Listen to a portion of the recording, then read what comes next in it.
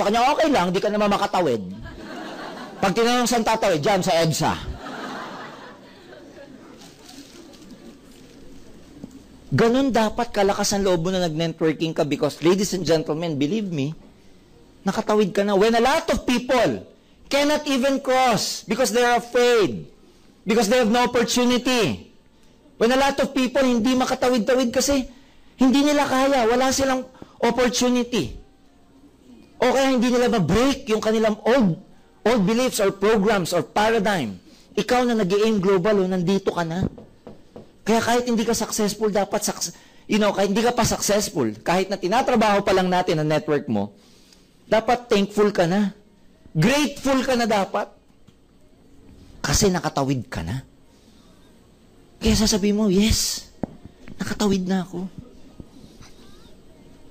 Kaya ngayon, pag ganito nakaka-attend ka ng NDO, sa totoo lang, ng mga training, mas masarap mag-network. Like, if you get to the stage na alam mo na yung kabuuan ng networking, kung alam mo na yung buong mukha ng networking, tapos saka ka nagre-recruit, nagpo-prospecting, pag may hindi naniniwala sa inyo, dahil sa alam mo sa negosyong to, hindi ka masasaktan. Maawa ka sa kanila. Parang manghihinayang ka. Kaya pag may mga taong hindi maniwala sa inyo, patawarin nyo na lang. Sapagkat di nila alam ang kanilang ginagawa. Hindi nila alam.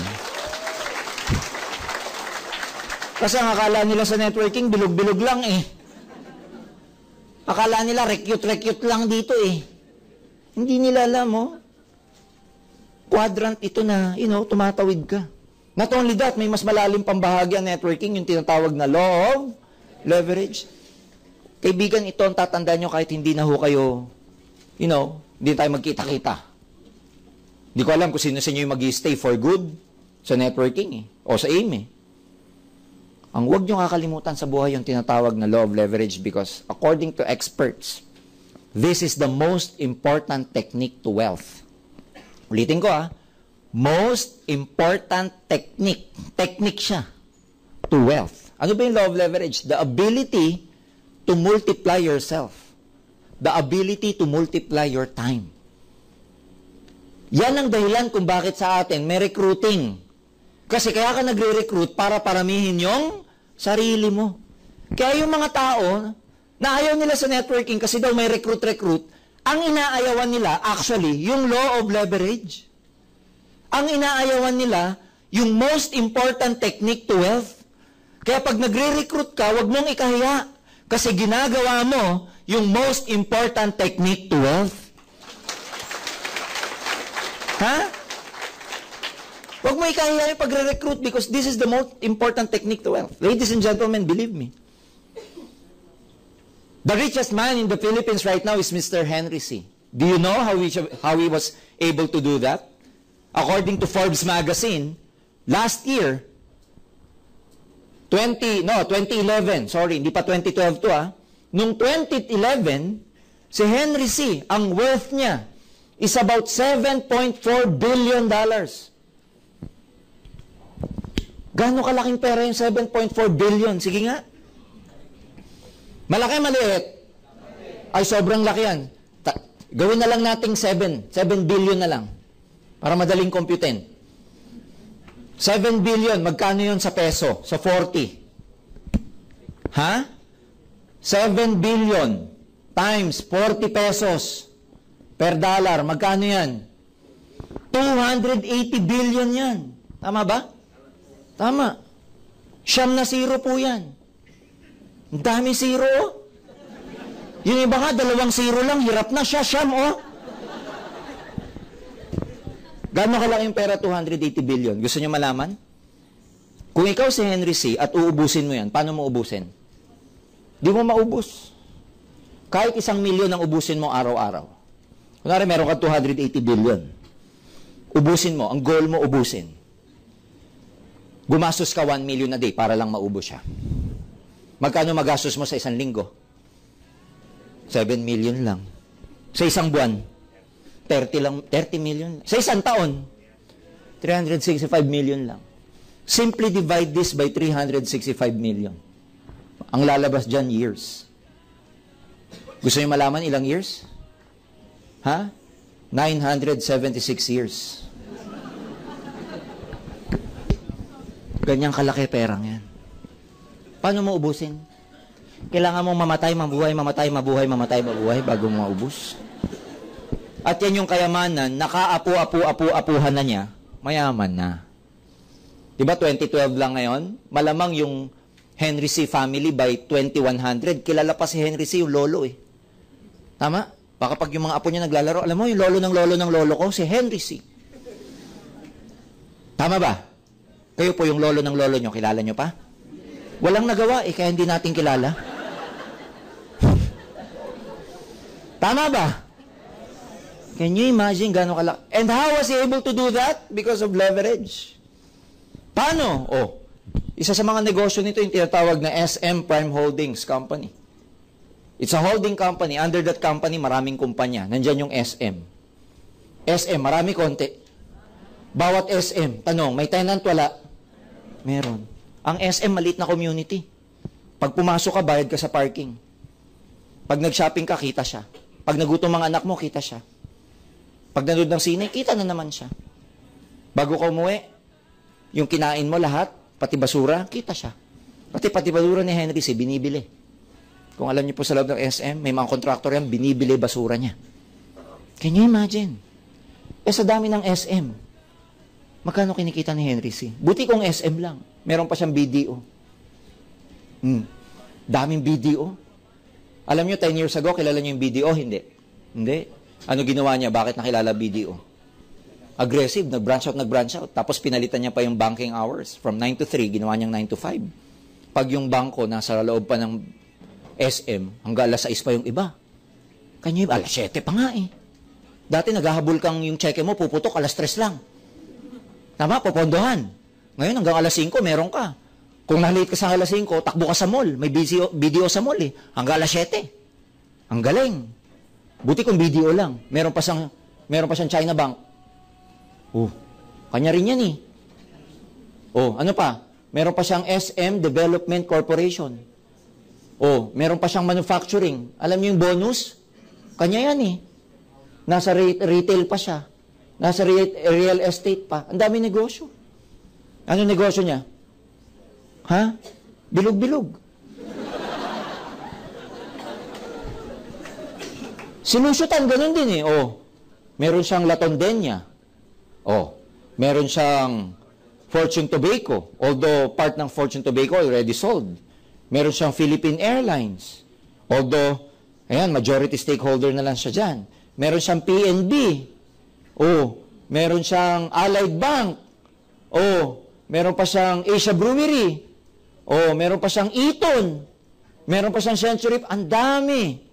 Ano negosyo? Bilog-bilog. Meron pang isa, yung mga Ayala. Oh, Ayala, ano negosyo? Oh, BPI, ang dami. Leverage ang tawag dyan. Ayala Life, ang dami rin. Ayala Land, ang dami rin. Yung Ayala Street, tignan nyo, kanila nga yun eh. Tama? O lahat ng nagre-renta dyan, eh, nung araw kasi, nung Spanish era, wala, hindi naman kasi Makati Business District yan eh. Dati, ano yan eh, Patag, Bukid. Itong mga Kastila, nagsipagbilihan ng ekta-ektaryan lupa. One day, yun na naging Ayala. One day, yun na naging Makati. O di, ang yaman nila ngayon. Ano negosyo? Pilog-pilog. Ang negosyo, networking. Networking. Leverage. Ito ngayon na maganda. Ikaw to. Magre-recruit ka, pararamihin mo. Magre-recruit ka, pararamihin mo. Magre-recruit ka, pararamihin mo. O tanong, ano negosyo mo? O di pareho nila, payaman ka rin sa negosyong ito. Ha? Tama ba? May pagkakaiba? Pagkakaiba lang sila, yung infrastructure, physical. Ikaw, tao.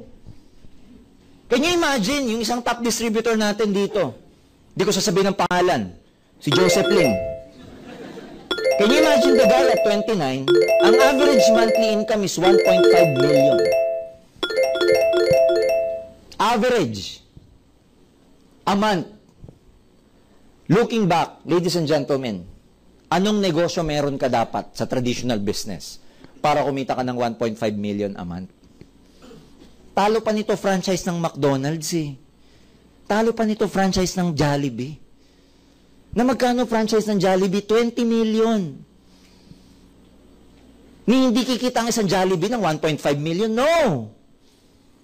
At 20 million capital investment, magkano kinikita ng isang outlet ng Jollibee? Probably 500,000. But in AIM Global, it's 1.5 million. Magkano po unan? 7,980. Pinangutang pa. Hindi pa niya sariling pera. You get the point? Kaya siya big business. Bakit? Ano dahilan? Leverage. Yun ang hindi alam ng maraming tao. Kaya ngayon, alam mo na to, ang sarap mag-recruit, tsaka ang ginagawa mo pala, yung pinaka-importanting technique sa lahat, leverage. Kaya ngayon, alam nyo na, pag may hindi naniwala, ano sasabihin nyo? Okay lang, di mo naman alam yung leverage. Pag tinanong anong leverage, basta. Mamatay kang dukha. Pay in ka muna, tuturo ko sa'yo. Ha? Nakuha nyo ba? Oh. 1.5 oh. May isa pang kumikita sa amin. Tinignan ko mga income nito kasi tagaloob ako eh. Tinignan ko yung accumulated income ng mga taong to. Isang taon kumikita 16 million. From January to December, ang accumulated income, 16 million. Di ko sasabihin kung sino. Kasi more than 16 million siya. Ayan, no? Si Charles Langurayan. Ayan, no? Ayan, tayo ka nga, Charles. Tayo ka, oh. For so many years, this was our top distributor, Charles Langurayan. Ilan taon ka na, Charles? 29. 1 year lang ang tandaan niya sa akin. Can you imagine? Ha? Charles? Can you imagine, guys? Simpleng tao, taga Iloilo. Ang ganda ng kwento. Working student pa. Can you imagine? Saan mo, bakit sila yumaman ng ganito? Leverage. Kaya nga ito yung sinasabi ko eh. Kung hindi ka may expose sa networking, tapos ang alam na sweldo mo lang, 10,000 hanggang 20,000, buwan-buwan, uulitin ko, 10 to 20,000 pag hindi ka na-expose sa networking, obsolete na yan. Naalala nyo yung Earth revolving around the sun? Ito yun. Obsolete. Okay, magagalit, but that's the truth. Because, pag nagde-depend ka sa wage, katulad ng sabi ko, wages, wala kang leverage. The person who gets the most leverage sa corporate, alam nyo kung sino? The president. Siya yung may pinakamaraming leverage. Kasi na-multiply niya oras niya sa VP niya, AVP niya, sa managers niya, sa clerks niya, supervisors niya, and then rank and file. Kaya malaki sweldo niya. Yun nasa taas.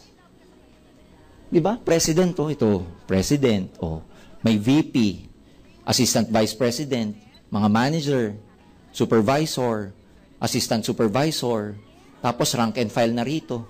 Oh. Dito, sa structure na yun, ang kumikita na malaki yung presidente. Kasi siya yung may leverage sa lahat. Pag nasa rank and file ka, ma-leverage mo pa sarili mo? Di na. Pag clerk ka, ano kukunin mo? Sub-clerk? Hindi pwede. Tama o tama? Kaya alam nyo kung may tunay na pyramiding, hindi networking. Ang tunay na pyramiding, corporate employment. Hindi kayo pinatatamaan ko, ha? Yung katabi nyo. Eh, yung katabi mo, ikaw din katabi, kaya ikaw din yun. Tumamala. Bumalandra lang. Nakuha niyo ibig sabihin? So, we're trying to educate you, ladies and gentlemen, na, you know, you can never work for someone else for the rest of your life. I'm not trying to tell you to leave your job. No. What we're saying is there is a better option. Ilan ba sa atin diting araw-araw nagre-reklamo sa trabaho, sa sweldo, sa kumpanya, sa boss, sa sweldo mo? Pero magugulat ka, araw-araw pumapasok ka pa din. Reklamo na reklamo, pero pasok ng pasok. Nai-stress ka lang, kaibigan. Tatanda ka lang dyan. Dito may stress din. Pero ang pagkakaiba, yayaman ka naman sa AIM Global. Oh. Wag na yung 1.5 million na kinikita ng mga taong to eh. 100,000 na lang buwan-buwan eh. Kailan ka pakikita ng 100,000 buwan-buwan kung hindi ka magne-networking? Kaya nga sabi ko sa inyo, di ba?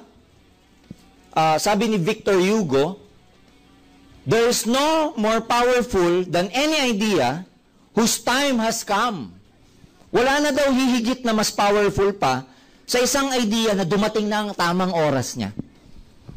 Mga kaibigan, dumating na po ang tamang oras ng networking. Hindi na mapipigilan ang pagputok ng AIM Global sa buong Pilipinas. Hindi na. Ito yun. Bakit? Anong sikreto namin? Leverage. Kaya mamayang gabi, yun, sasabihin nyo lagi sarili nyo, leverage, leverage. Pag napanaginipan nyo, leverage. Pag ginising ka ng nanay mo, ano yung sinasabi mong average, average, ha? Sabihin mo, leverage, ha? Oh, it can be a career. Long-term itong negosyong to. Ako, 17 years na. Can you imagine? Full-time na 17 years. Kasi pag sinabing career, ano yung mga yan? Halimbawa, nursing, nurses, career ba yan? Yes. Engineer or engineering career? Yes. O kaya geology o mga geologists, doctors, career yung mga yan, di ba? O kaya soldiers, politicians. Pag sinabing career, yan yung path, pangmatagalan. Teachers, ayan, career din yan. Teaching, career yan. Engineering, lahat, ang daming career eh. Ibig sabihin, yan yung type na pwede mong simulan hanggang lisanin mo yung mundong ito, yun pa rin ang ginagawa mo. It can be a profession, in other words. Well, let me tell you, ang networking, hindi ito natatapos ang pagre-recruit lang. Career ito, pwede nyong ipalit sa trabaho ninyo at mas maganda and di hamak na long-term pa. In the States alone, alam nyo, pag nagpunta kayo sa Amerika, kasi sa Amerika, doon nagsimula networking eh. So kung tayo, nandun pa tayo sa stage ng rejection and persecution, sa Amerika po, nasa stage na siya ng persecution and acceptance. Pag sinabi sa States na networker, when you see networkers in the States, they are very sharp. Pag sinabing sharp, babae, naka-blazer, naka-dress, karil talaga. Pag nakita mo mga lalaki, coat and tie, mga networkers doon. At pag nag-recruit, bibigyan ka ng calling card lang. Na-recruit ako, taga-Amway. Nagsi-CR lang ako. Paglabas ko ng CR, may lalaki lumapit. Bigyan ako ng calling card. Very sharp. Kung gusto ko daw kumita ng extra income, etc., blah, blah, blah, binigyan ako ng calling card. Very proud. At sa States, pag nalamang networking ang profession mo, laki na respeto sa'yo ng kapwa-tao mo kasi alam nila may pera ka at may time freedom ka. When most Americans are working for like 2 to 3 jobs, pag alam na networker ka, may time freedom ka. Kaya iba tingin ng networking doon? Professional. Pag sabi mong networker ka sa States, it's a decent job, it's a decent career, it's a profession. Dito lang naman pag sinabing networker ako, ew. Kasi, uulitin ko, hindi naman sa masakit yung term, but a lot of people are ignorant about this industry. They lack the knowledge. Pag sabing ignorant, di bobo. Pag sabing ignorant, kulang lang sa information. Pero darating at darating sa panahon na pag sinabing networker ka, titingalain ka ng maraming kapwa-tao natin sa Pilipinas. Totoo yan. Bakit ko alam yan? 2 weeks ago, a week ago, I was in SM Cinema down in Santa Mesa because yung faculty po ng marketing ng buong PUP, they conducted a symposium about network marketing. First year high school to fourth year college. First year college to fourth year college, ang audience ko, punong-puno yung theater. Symposium about networking. Sinasama na sa curriculum ng academe ngayon. Dati hindi mo ito makikita na ganun. Ngayon, kasama na sa academics. Nag-enroll ka sa Lasal, elective course, 3 units, marketing, networking. Sa AIM, Asian Institute of Management, postgraduate studies, 2 weeks pag-aaralan mo ang networking. Ang mga nag-enroll po doon, mga presidente ng kumpanya, mga executives sa AIM. Ateneo de Manila is the same. They're offering about networking. Pagpunta kayo ng University of Illinois in Chicago, it's about networking. So, sumasama na siya ngayon sa academe. That's why, it's a long-term career. Kaya huwag kayong matakot. Kung natatempt kayong mag-resign, Huwag kayong matakot. You're in good hands. Long term ito. Hindi ko naman sinasabi mag-resign kayo. Huwag po. Gabi na, bukas na. No risk? Bakit walang risk yung negosyo? 7,980. Georgian, baka masayang ang time namin. Hindi. Kasi kahit hindi ka mag-aim global, lilipas ang panahon. Hindi naman ito yung tipong pag hindi ka nag-aim global, hihinto na ang panahon eh. Mag-aim global ko, hindi, lilipas ang panahon. So can you imagine? Anong risk mo sa negosyong ito? Madami ka pa matututunan. Dami mo mauwin na friends. Magbabago perspective mo sa buhay. Kasi may mga trainings kami dito, mag-iiba pananaw mo eh. You'll be more positive. Tuturuan namin kayo ng mga iba't ibang mga laws of the universe. That's how to run your life. I-align namin kayo sa success ninyo. Can you imagine? Wala kayong risk sa negosyong ito. Ang risk, baka yung credibility nyo masira. Well, risky yung credibility nyo na masira pag ang pinasok nyong networking, hindi credible na networking. Pero dahil AIM Global ang pinasok nyo, hindi kayo masisira dito kasi good record ang Alliance in Motion. Wala tayong nilokong tao. Wala tayong nilokong tao. Wala tayong nililinlang. Wala tayong fraud. Not even a single lawsuit has been filed against us. We were never featured in any documentary and, investigative journalism or whatever. Wala po tayong mga ganon.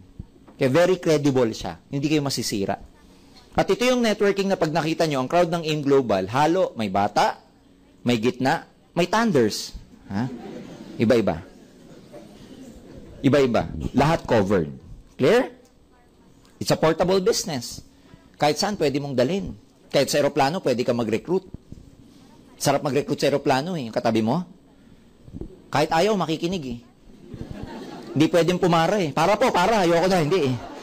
Talagang makikinig, oo lang siya ng oo pag nagre-recruit ka. Wala magawa. Portable. O, can you imagine kung ang negosyo mo hardware, portable, hardware? Hindi. Ito, may laptop ka lang, pindot ka lang ng pindot. O, kahit di ka marunong. Alam niyo mga hindi marunong mag-explain dito? Nako, alam niyo ano technique? Yung hindi marunong mag-explain ng business na dito, 1.5, ganyan, manual. Mag-invest kayo sa laptop. Tapos kunin nyo sa upline nyo yung PowerPoint presentation ng OPP. Kasi pindot ka lang ng pindot dun. Alam nyo, susunod dyan, ito, 1.5. Tapos pagkatas, babasahin mo lang, lumalabas na, o pindot ka lang ng pindot. Kaya ang investment mo lang, kukulang. Yan, ganyan ka lang ng ganyan. No?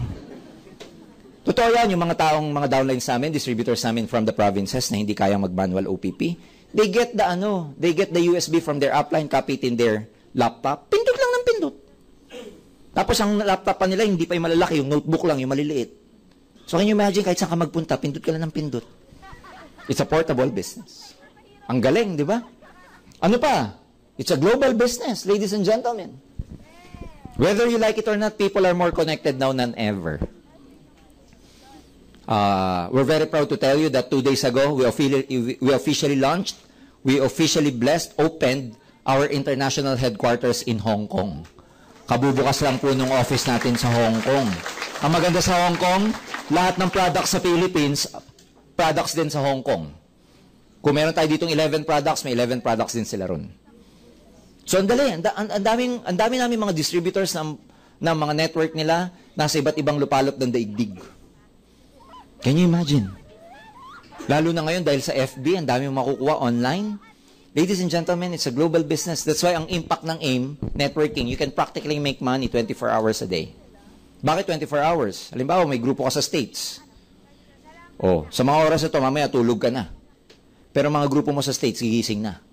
Sila naman bibili, magbebenta, magre-recruit. Habang tulog ka, kumikita ka. Tama? Pag tulog ng grupo mo sa States, gising ka naman dito. Gising din grupo mo. Dito ka naman kumikita. Kaya kahit tulog ka, kumikita ka. 24 hours a day. Yun yung malaking advantage ng networking because ilang bilyon ang tao sa buong mundo. Ilang Pilipino ang meron sa buong mundo. Eh mga Pilipino, kahit saan ka magpunta, may Pinoy. Kahit saan ako magpunta, may Pinoy. Makaikot na ako, US, lahat, Asia, ang daming Pinoy. Minsan kahit na yung restaurant na yung talagang titignan mo siya, wala nang Pinoy dito kasi itong restaurant na to talagang let's say, a Greek restaurant. Pagpunta ko, nagsiserve, Pinoy. Bisaya pa. Can you imagine? Ang dami talaga. Kaya hindi kayo mauubusan. Kaya yung mga magsasabi na, ang dami nang nag-aim global sa Pilipinas. Teka muna, hindi lang Pilipinas ang teritoryo natin. Ang dami natin sa buong mundo. Maubos mo ba, Pinoy? 100 million? Oh. Open tayo sa Taiwan, Singapore, Hong Kong, Hawaii, Dubai, Nigeria, mag-open pa sa Ghana. This year, we're opening up in Kuwait, Qatar, and South Korea. Ang dami. May Europe pa. Hindi ka maubusan. Kaya yung mga magsasabi na, ay, huli na ako dyan. Oh, pwede mong gawin part-time. May trabaho ka, part-time. Kaya ito yung type ng business na pwede mo siyang gawing second job. Pero let me tell you na darating ang panahon na mas malaki ng income mo dito kaysa sa full-time job nyo. Gusto nyo ba yon? Yes. Gusto nyo ba na yung part-time nyo mas malaki sa full-time? Yes. Kasi pag nangyari yon, pwede mo nang bitawan yung job mo. Di ba? Yung bang tipong pag mas malaki na yung part-time mo kaysa doon sa full-time, you can leave your full-time job and then run your own show in your business. Ito pa naman, pag nag-aim global ka, ikaw ang director, actor, ikaw lahat eh. Wala na nagsusupervise sa'yo. You can declare everyday a holiday pag successful ka na. Hindi mo na kailangan mag-declare si Pinoy. Pag successful ka na, ha? Pag hindi pa, wag ka muna mag-declare ng holiday. Kasi ano yan eh, one good thing about networking is, yung hindi ka magkaroon ng boss. One good thing about life is not being beholden to anyone. Masarap yun eh. Yung wala kang boss. Masarap po yun. Kasi I'm an engineer before. Alam ko yung buhay ng may boss. Alam ko yung buhay na may project kang tinatapos. Alam mo yung pag pumasok ka na dekahon na kung ano yung gagawin mo. Alam mo na yung naka-mindset ka na pag pumasok ka, you are out to please someone. Mahirap yun eh. Kaya ko i-compare kasi nung nag-networking ako, nag-full-time na ako, ang sarap ng feeling na kahit hindi ka pa, kahit na wala kang hinahabol na oras. Meaning, kahit anong oras gusto mong gumising, pwede. Kahit anong oras mo gusto matulog sa gabi, pwede. Hindi ka tulad nung pumapasok pa ako kahit di ka pa inaantok, ima-mindset mo yung sarili mo. Tulog ka na, maaga ka pa bukas, tulog ka na.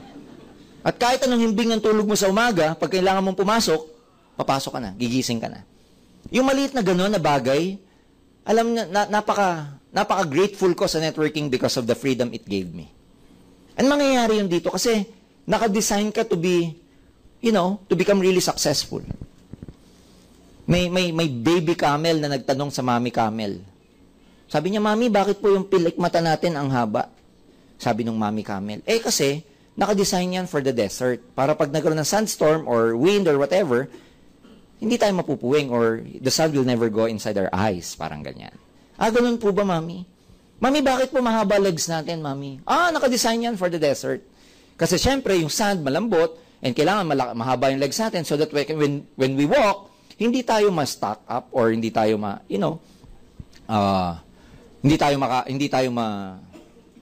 parang tawag dito. Oo. Ganun po ba? Mami, bakit po mataba yung back natin? Well, nag-store tayo ng fat and water dyan so that, pag nasa desert tayo, we can survive kahit na wala tayong source of water. Ganun po ba, Mami? So, lahat pala ito nakadesign sa desert. Sabi ng Mami, oo. Bakit po nandito tayo sa zoo, Mami? You get the point? So, those who are working, ask about yourself. Ask that about yourself. Okay? Family business. Ito yung negosyo na pwede mo isama kahit sino. Pwede mo isama family mo, etc. Mother, brothers, sisters, relatives, etc. May isa kaming family dito na is distributor, no? Family sila, yung mga Razon family. They're very successful. Nanay, ang upline, yung dalawang anak, ang downline. Kaya yung nanay, grabe. Si Nani nandito sa kabila, si Hino. Grabe, yung laki. Oh. So, may mga family na nag-join dito, mas lalo sila naging close, mas lalo po silang, isa lang ang naging direction nila, kaya isa lang yung naging galaw nila. So, dito pwede yung isama yung mga family, hindi katulad ng mga ibang negosyo, ang hirap magsama ng kapamilya. Tama? Yun nga lang, pag naka-mindset ka dito na mahirap mag-recruit ng kamag-anak, mahirapan ka talaga. Kasi minsan, inuunahan natin yung sarili natin. hindi ko marirecruit tong kamag-anak ko kasi tigas ng ulo nito. Tama, hindi mo nga ma-recruit. Pero one thing, everyone is someone else's relative. Tama ba? Kunwari kamag-anak mo, hindi mo na-recruit. Na-recruit ng iba. Pwede ba yon? Kasi, lahat tayo may relative eh.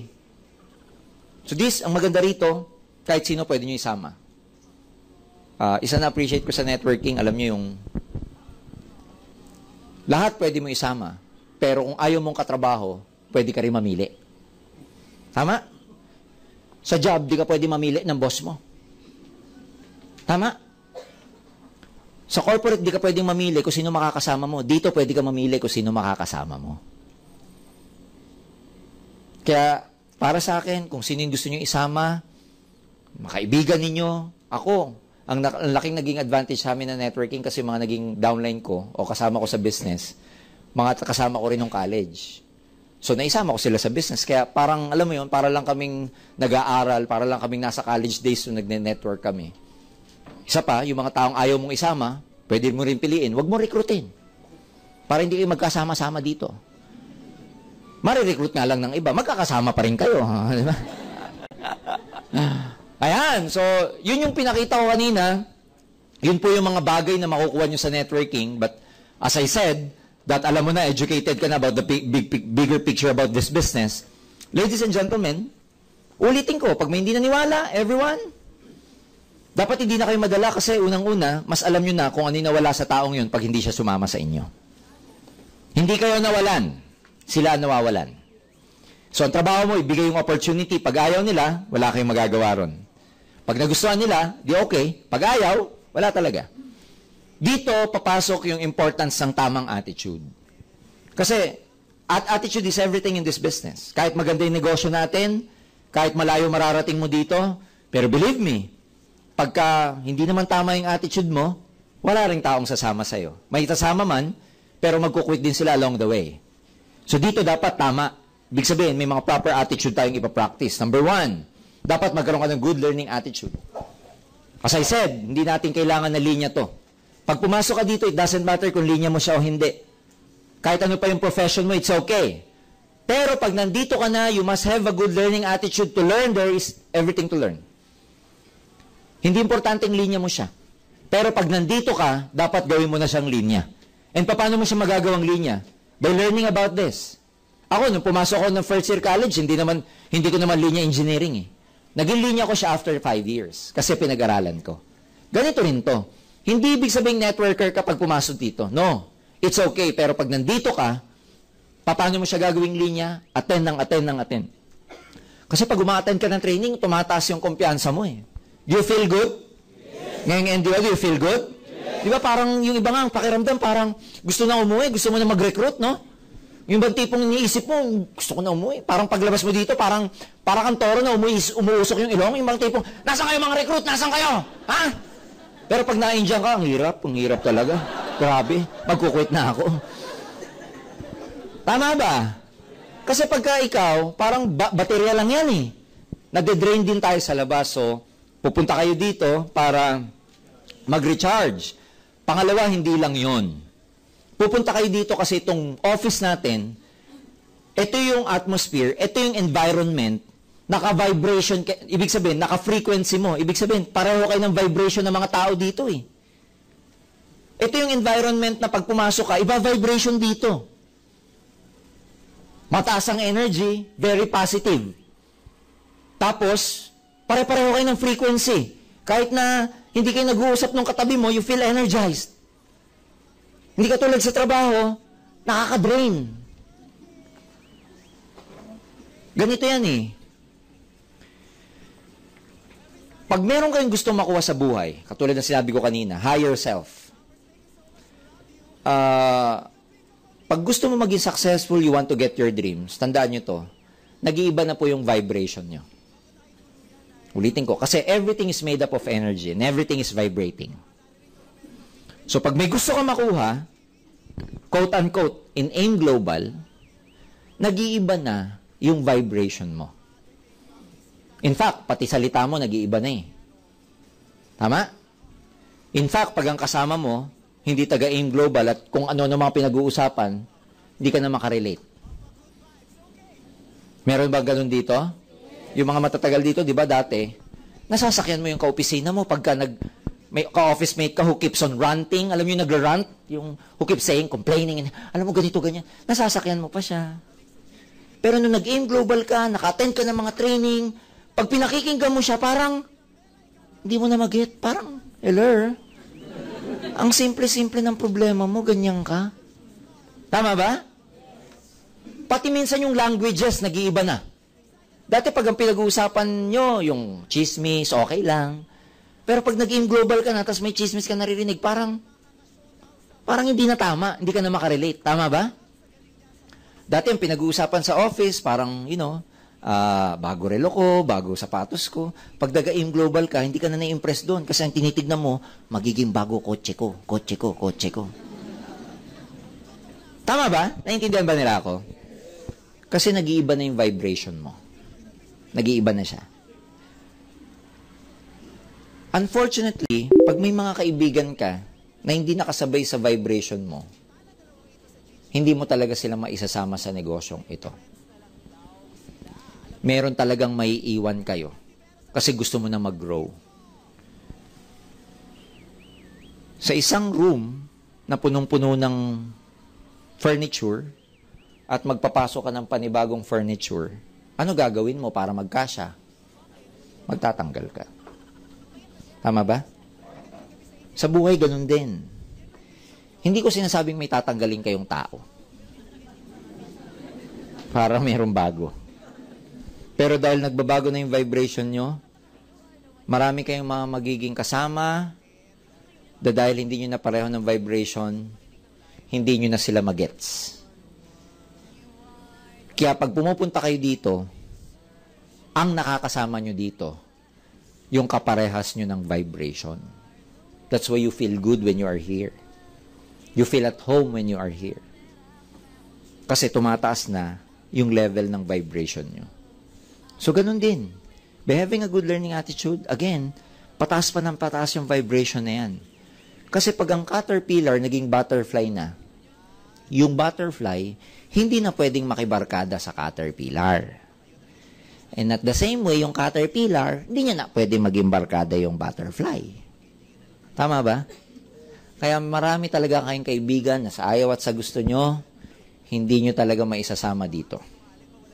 At hindi talaga nila kayo maintindihan, at hindi mo rin sila maintindihan kung bakit ayaw nila dito. Kasi magkaiba na ang vibration nyo. Dahil ikaw, ang vibration mo, payaman na, kaya nag-iiba ka na. Ha? Clear? So, pag nag-iiba ka ng vibration, nag-iiba talaga eh. Nag-iiba.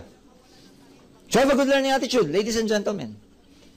Kasi dyan mag-iiba yung mundo mo. Dyan mag-iiba yung environment mo. Dyan mag-iiba yung isip mo. Dyan mag-iiba yung attitude mo.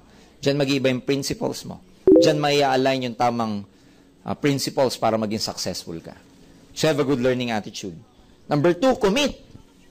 Commitment talaga to. When you say commitment, walang hintuan. Walang quitan. Alam niyo yun? Never ever quit. You see, nobody fails in this business. People only quit. That's why they fail.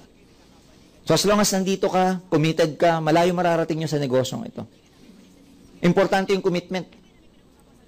Now, ang tanong dito, paano kayo makakommit ng malalim? Depende yan sa motivation ninyo. Di ba yun yung kwento ng rabbit at saka fox? Sabi ng fox, hahabulin niya yung rabbit for his lunch. Hinabol ng rabbit, pero hindi naabutan yung, hinabol ng fox, pero hindi naabutan yung rabbit. Bakit? Kasi magkaiba ng motivation yung rabbit at saka fox. Yung fox was running for his lunch, pero yung rabbit was running for his life. Kahit ikaw man yung rabbit, papahabol ka? Magkaiba, tama ba? Yan yung pagkakaiba na lagi kong kinukwento. Bakit mas maraming mga non-professional people who become successful in networking? Whereas may mga professional, highly intellectual, intelligent, smart people compared to this non-professional, and this professional can never make it. Level ng commitment, magkaiba eh. Hindi level ng galing kasi rito eh. Kaya nga ang tawag natin attitude eh. Kaya nga ako sa InGlobal, pagalingan, dapat lahat ng mga kumikita dito, cum laude eh. Hindi eh. May kumikita dito, grade 5 lang tinapos. 2 kotse. Dami kong kilala. Cum laude, kotse. Bakit ganun? Level of commitment. Pinag-aralan ko yan eh. Bakit mas maraming minsan, kumpara mo yung professional and non-professional, same time nag-join, pero after 6 months, yung isa, nag-quit, yung isa tumuloy. And you will be amazed, yung tumuloy, yung non-professional pa. Bakit? Kasi ganito, commitment.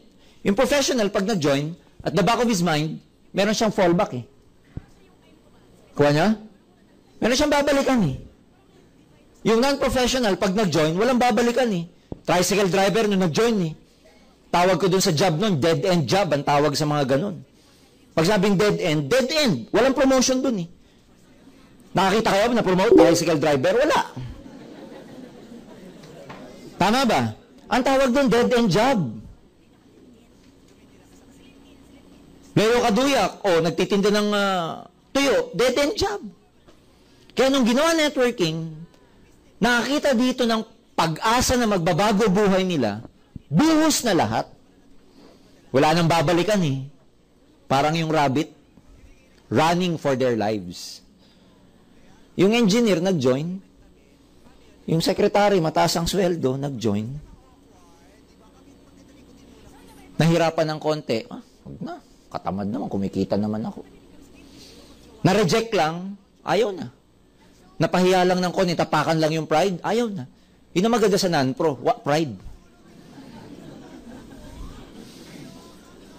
Clear? Sa nagkatalo? Level of commitment.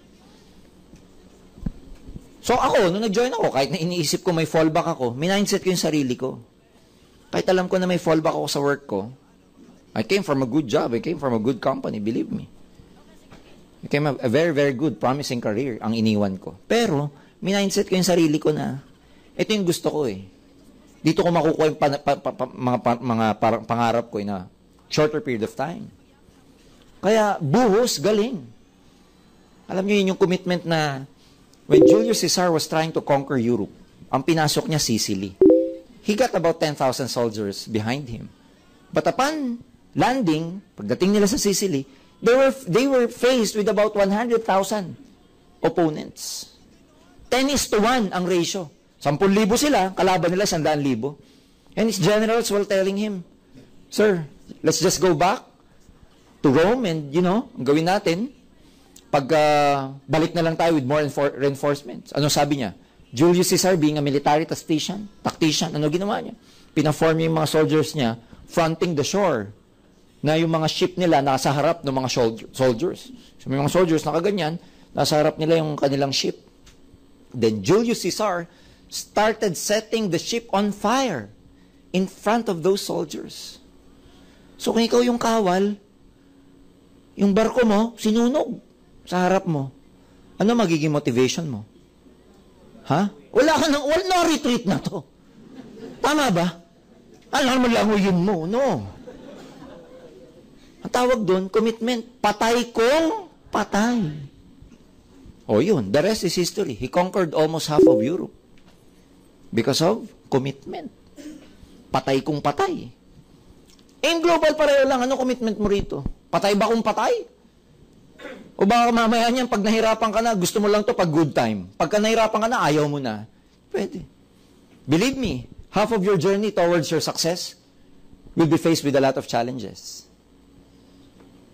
So pag hindi ka ready, pag wala kang commitment, bibigay ka rito. So commit. Commit.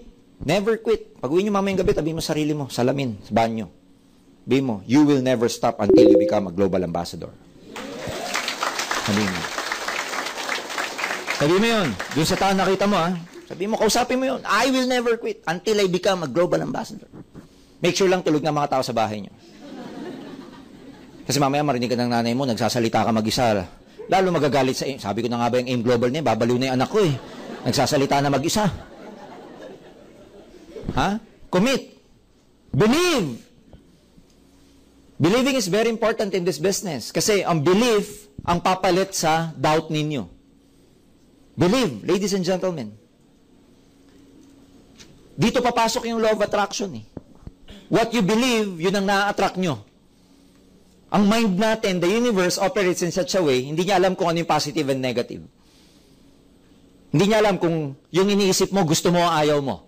Basta kung ano yung lagi mong iniisip at pinaniwalaan mo, yun ang ibibigay niya sa'yo. Whether positive o negative yun. That's how the law operates. Ganun yung law of attraction. Kaya kung gusto nyong yumaman, don't tell yourself, I want to become rich. Dapat you feel rich already.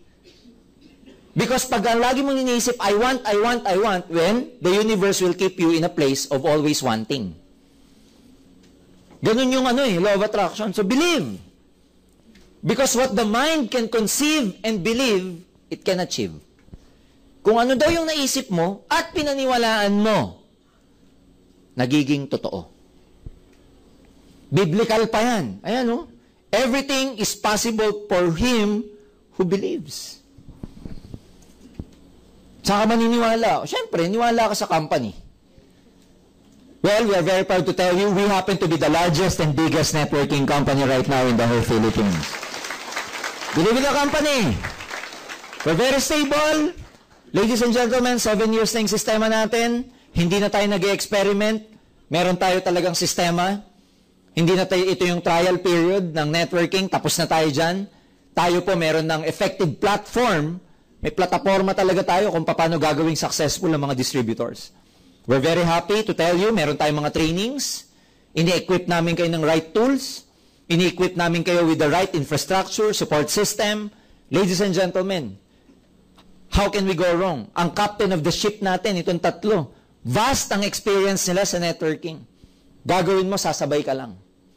Kaya importante dito yung malaki paniniwala mo doon sa company para hindi ka matempt.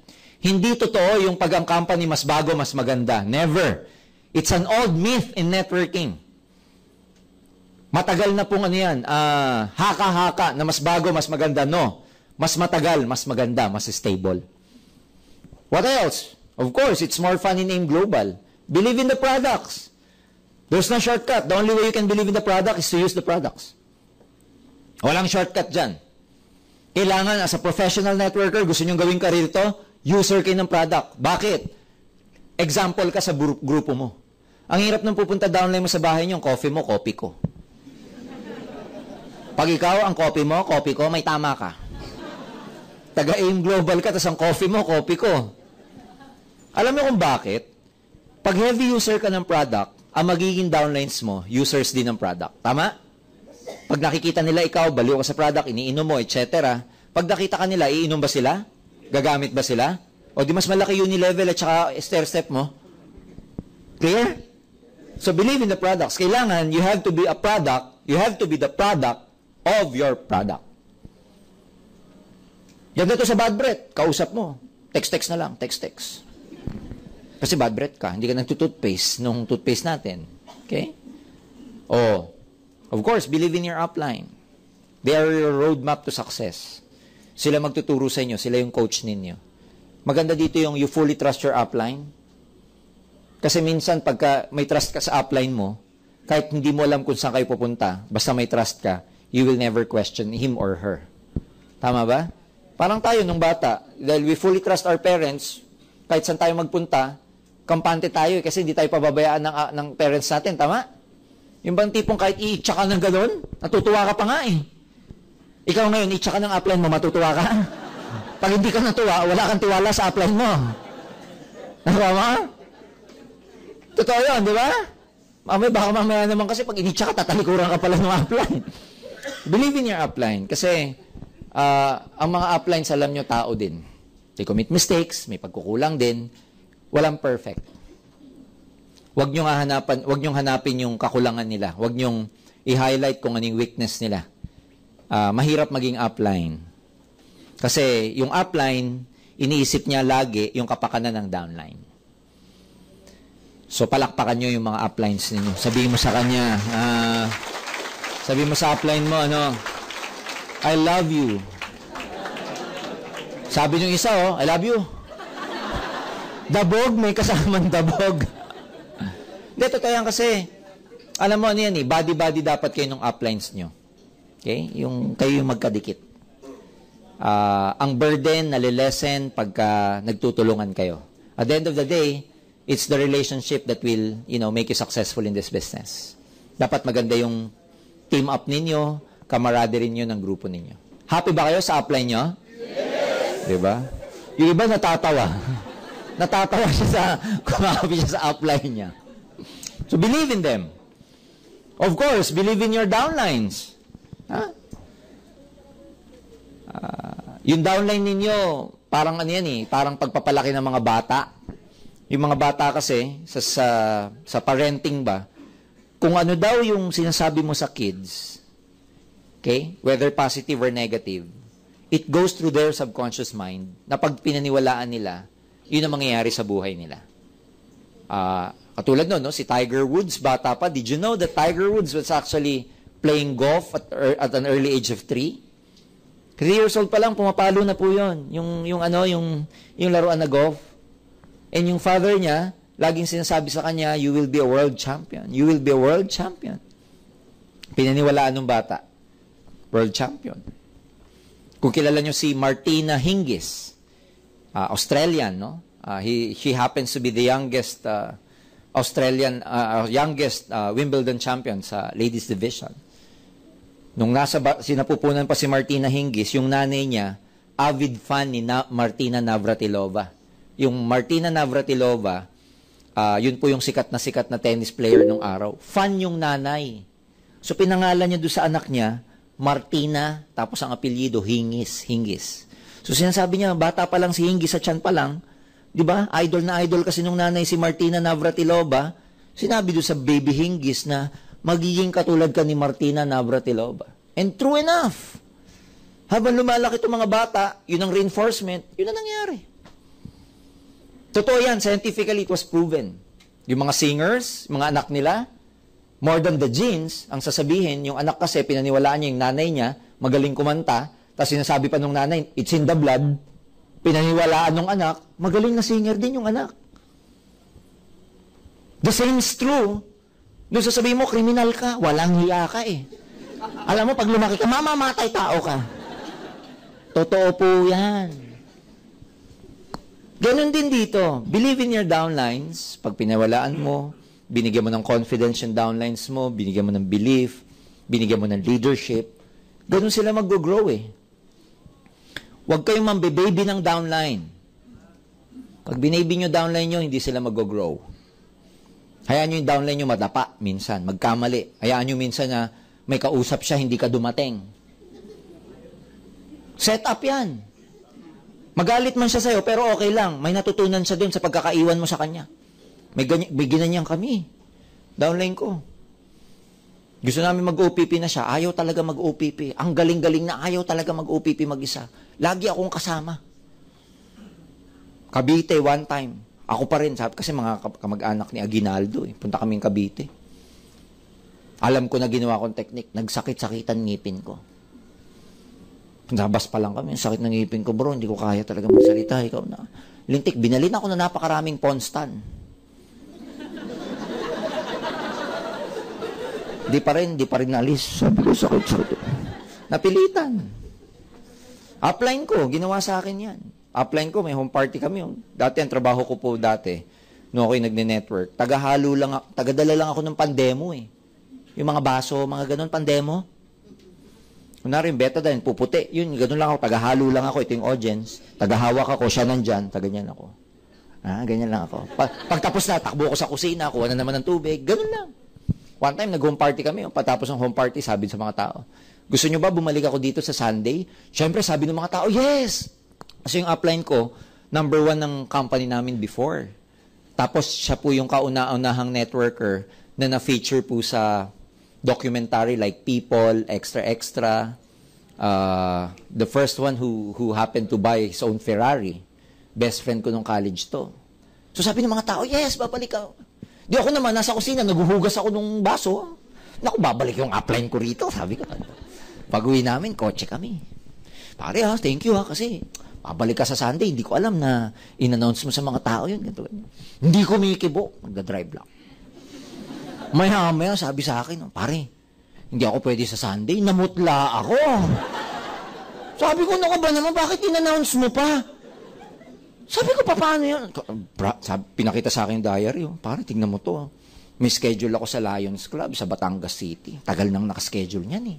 Sabi ko, bakit mo in-announce pa? Pare, dapat di mo na in-announce. Anong gagawin ko niyan? Ika-cancel natin yan. Alam mo, sabi, wag mo i-cancel.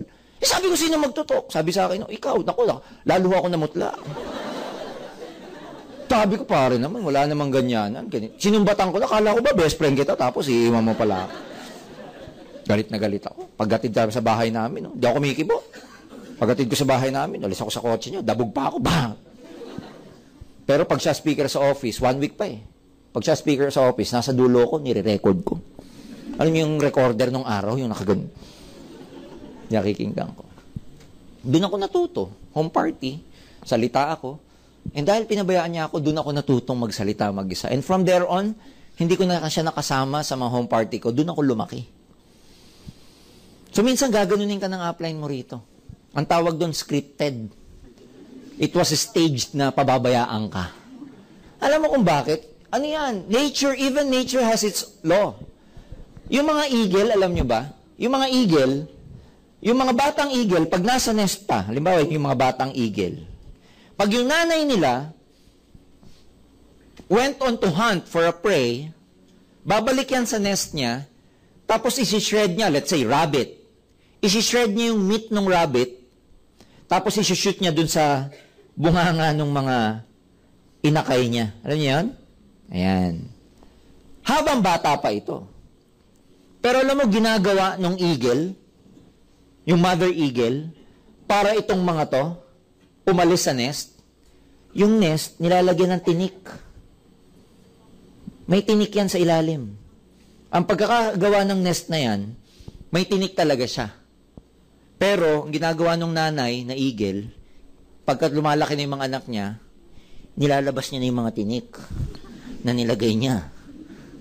Para, maging uncomfortable to mga eagle na maliliit. And eventually, para lumipad sila. Ganong kagaling. Even sa nature, ginagawa yan. Yung mga sheep, nakakita na kayo ng painting na yung shepherd, buhat-buhat niya yung sheep niya? Nakakita na kayo ng ganong painting. Yung ibang sheep, madami yan eh.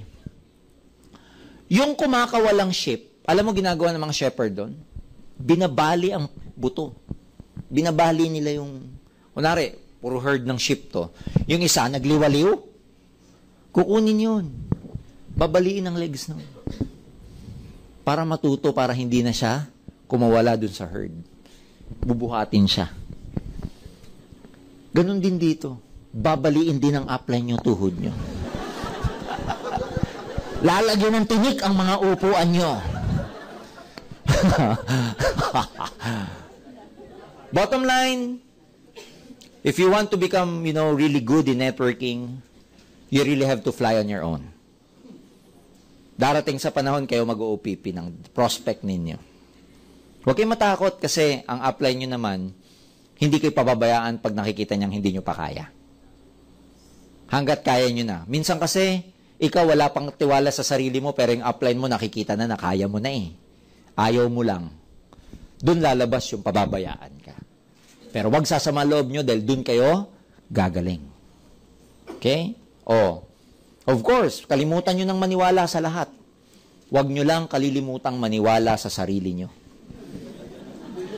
Tignan nyo si Kuting. Ang tingin sa sarili niya si Simba. Ha? Ha? Kuha nyo? Believe in yourself. Believe that you can do this business, ladies and gentlemen. Believe that you are great. Alam nyo kung bakit? Nako, may mga studies po.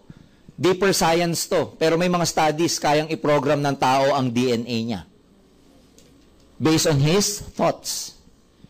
So yung thought mo, very important. Believe in yourself. Sabi mo, sarili mo, kaya mo to. Imagine, bago kayo matulog, ganito gawin mo. Imagine mo, nagtutok ka sa maraming tao. Bago kayo matulog, imagine, ang dami mo ng downline. Ang tawag doon, creative imagination. Kasi lahat ng bagay sa mundo, bago magkatotoo, nagsimula muna sa utak. Alam niyo yung mga ginawan ho ng ginawan ng experiment. Yung Group A, tsaka Group B. Yung Group A, nag-practice sila na nag-shoot ng bola. Hanggang gumaling sila. Yung Group B, wala silang practice. Pero pina-imagine sa kanila na nag-visualize sila na nag-shoot sila ng bola. At yung lahat ng bola na shoot, visualization lang.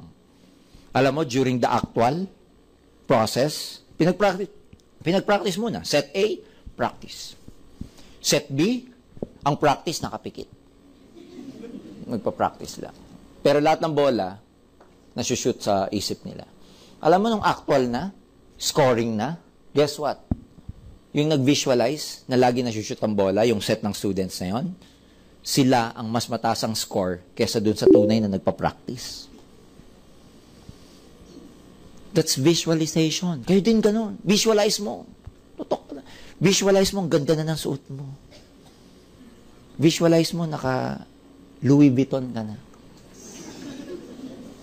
Tapos ano yung H? Herpes. Hindi, Hermes. Tapos, naka-Armani, naka-Rolex. Imaginein mo, lagi mong titignan ito. Ito. Lagi mong titignan.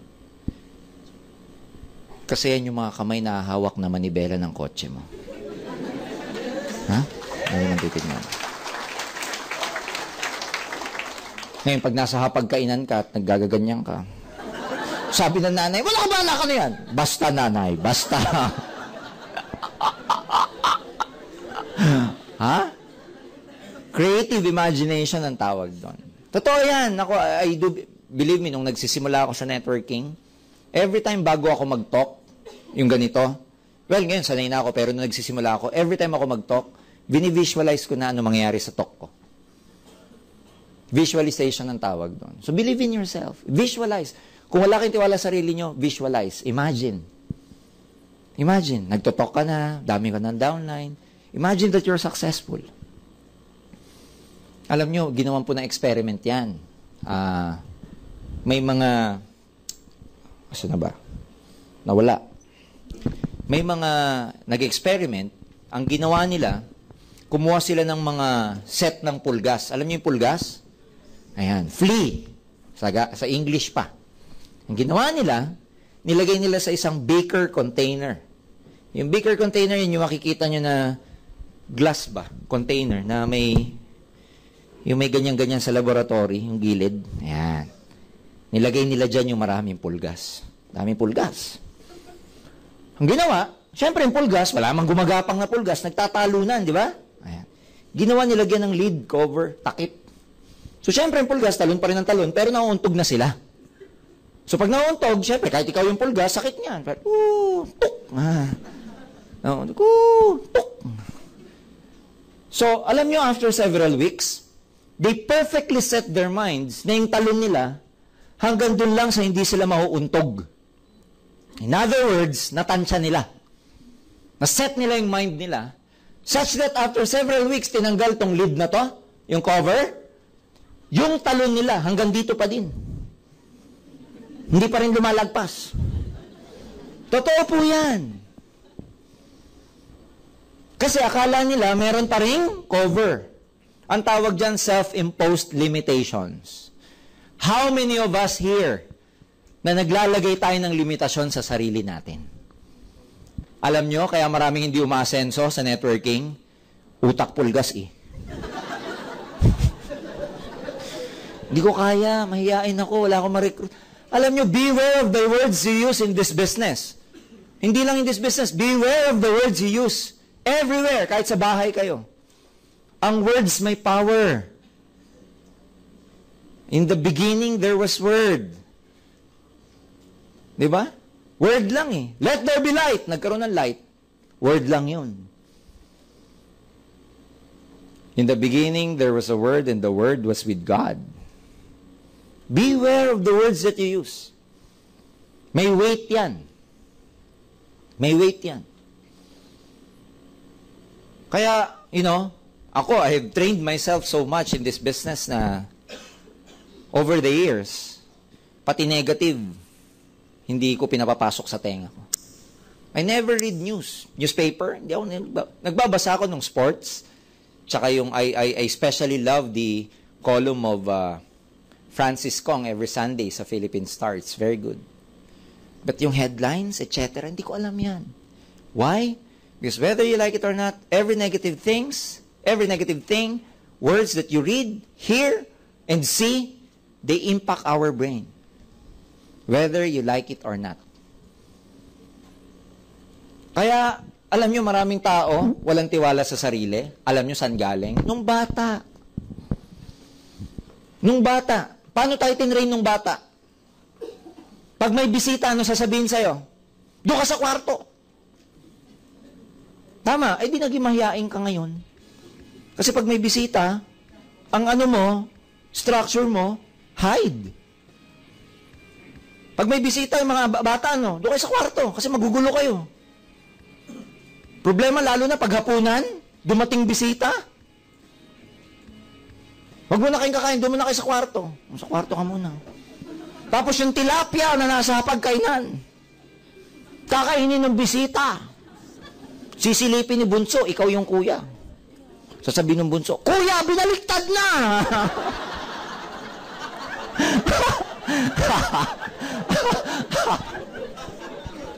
Binaliktad na yung tilapia.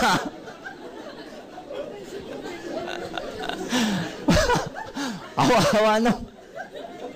Tama ba? Tama? Oo. Ako, ang dami kong mga Paanong bata ako, wala kang... Alam niyo, ang dami nating programming na galing kasi ng bata. Kaya dapat i-reprogram yung utak. I-reprogram yung utak. We were so conditioned for so many things. Na-condition tayo masyado ng... Di ba? Yung ibang conditioning nga. Makontento ka na sa buhay mo. Di ba? Pagka humingi ka sa nanay mo ng pera, anong sabi? Wala tayong pera. Kaya para sa'yo ang pera, scars. Yun ang program mo. Para sa'yo ang pera, hindi siya abundant. Naririnig mo lagi, we cannot afford that. Di natin kaya yan. Yun ang program. Ano pa? Mahirap lang tayo. Di natin kaya yan. Yun ang program. Bata ako na lumalaki. So, ano program mo nung lumaki ka na? Yun, scars ang pera, mahirap ang buhay, hindi ko ma-afford yan. Kaya minsan pag may dumating na opportunity, blinded ka na nung program mo. Kasi nahi-hypnotize ang tao. Alam niyo ba yung power ng hypnotism? Yung power ng hypnotism, alam mo, may isang ginawang eksperimento. Tao, hinipnotize.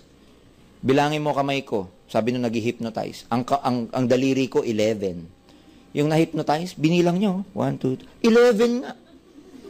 Panoodin nyo, nasa YouTube. Totoo yan. Totoo yan. May isa pang eksperimento. Ito yung nag-hypnotize. May tao dito. Yung hini-hypnotize niya, nando sa likod ng taong to.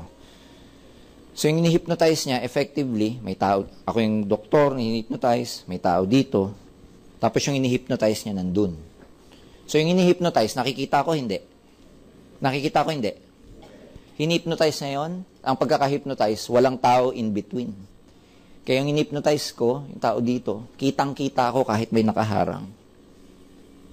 Ganon katindi yung brain pag na-train siya.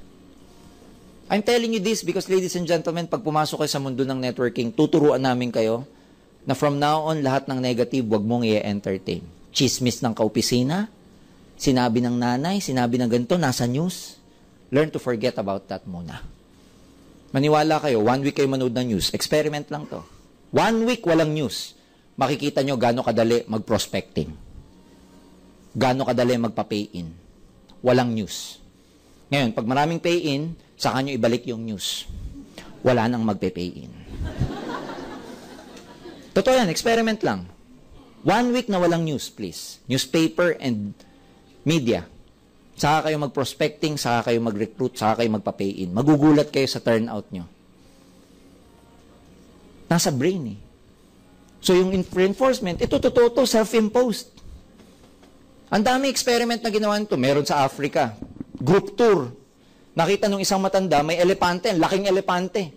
Alam mo, meron siyang, hindi chain, lubid, tali, nakatali siya sa dead tree, sa trunk, sa isang trunk ng tree. And makikita mo, sa laki ng elephant, kayang-kaya niyang makawala doon sa rope, pagkakatay sa kanya. And then the tourist asked the tourist guide. Sabi niya, hey, how come the elephant is not trying to escape? When in fact, it can just easily go away from the trunk. Alam mo, sabi ng tourist, well, sir, I've been tour guide for so many years now, and I've seen that elephant still young. Bata pa daw yung elephant, nakatali na doon. At ang ginagawa ng elephant, nung bata pa siya, pinipilit niyang kumawala.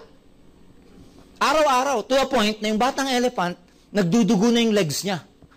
And one day, it just gave up, that siguro nasabi sa sarili niya, hindi ko kaya to. Kasi dumudugo na yung paa ko. Nakalakihan na ng elephant. Na malaki na siya, naka-mindset pa rin siya, hindi ko kaya to. Totoo yan. Pag si Doc Ed ang nakausap niyo, ikukwento niya sa iyo yung aquarium. Shark. Nilagyan ng shark. Tapos maliliit na isda. Siyempre, ang tendency ng shark, kainin yung isda. After several trials, nilagyan ng mirror, ng glass divider. Na yung shark, nandito sa side na to, yung maliliit na isda, nandito. Alam mo yung shark, ano ginagawa? Binubunggo niya, gusto niya kainin, nagugutom eh. Kaya lang may harang. Minsan, bumubuelo pa siya. Pag sugod niya, untog siya ng glass. To a point, na dumudugo na yung ilong. Kakaganong niya. Dumudugo na. Futile lang effort. Kakabangga. Wala. One day, nagsawa na lang yung shark. Guess what? Inalis yung mirror, yung glass. Nasa nguso niya na yung maliliit na isda. Hindi niya pa kinakain. Totoo yan. Sa inyo, anong failures nyo sa buhay na hanggang ngayon dala-dala nyo? Anong program nyo na hanggang ngayon dala-dala nyo? Kung bakit hindi mo nagagamit yung full potential mo, natatakot ka hanggang ngayon. So, tatanggalin natin yan. Start by what? Visualizing, creative imagination, reading positive books. Okay? Huwag muna makinig ng news. And positive reinforcement. Magaling ako. Tuwing umaga, tell that mirror, gwapo ka. Susunod yan eh. Susunod. Magaling ka, gwapo ka, magaling ka. Marami ka marirecruit ngayon, marami. Gusto yung experiment, ganito rin. Di ka magaling. Walang maniwala sa'yo. Nagets nyo siya? So, reinforcement and start believing in yourself. It's very important that you really have to believe na, may potential ka. May kalalagyan ka. Alam nyo, ganito yan. Hindi naman pwedeng nandito kayo ng walang reason at all. Merong reason yan. Kaya nga, ito yung sasabihin ko. Lagi kayong maging positive. Whatever that is happening to you, it's just a preparation for something good to happen. Pag taga-aim global ka, ang type ng dugo mo dapat B positive. Walang type O dito, walang type A. Lahat tayo, B positive. Kaya pag tinanong ka, ano type mo? B positive. Kinuha yung dugo mo. Sir, bakit type O kayo? Ha? Kasi sabi sa aim global, B positive eh. You see? So always be positive. Whatever that's happening, mahirapan man kayo the future, it's just a preparation for something good to happen. Ano yan? Marami kayong process na dadaanan para gumaling ka. Pahabain PC mo rito. Yung pagpunta nyo rito, pagiging member ninyo, may purpose yan. Hindi yan yung type na aksidente lang. So always believe that, there's something for you in this company, in this business. Huwag ka lang magkukwit. Huwag ka lang mawawala. Alam nyo, ganito yan eh. Lahat may purpose eh. Hindi naman kayo naging member dito nang hindi nyo rin ito hinahanap. In one way or the other, kaya nagtugma ang vibration ng AIM Global towards you kasi may hinahanap ka rin sa buhay mo. May gusto kang makuha. May pangarap ka. Kaya nung nakita mo yung AIM Global, nagtugma kayo ng frequency. Yung mga hindi naniniwala, ayaw mag-join, hindi tayo nagkatugma ng frequency.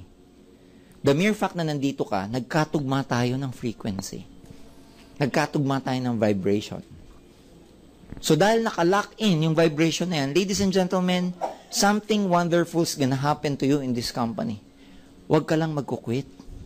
Enjoy mo lang yung process.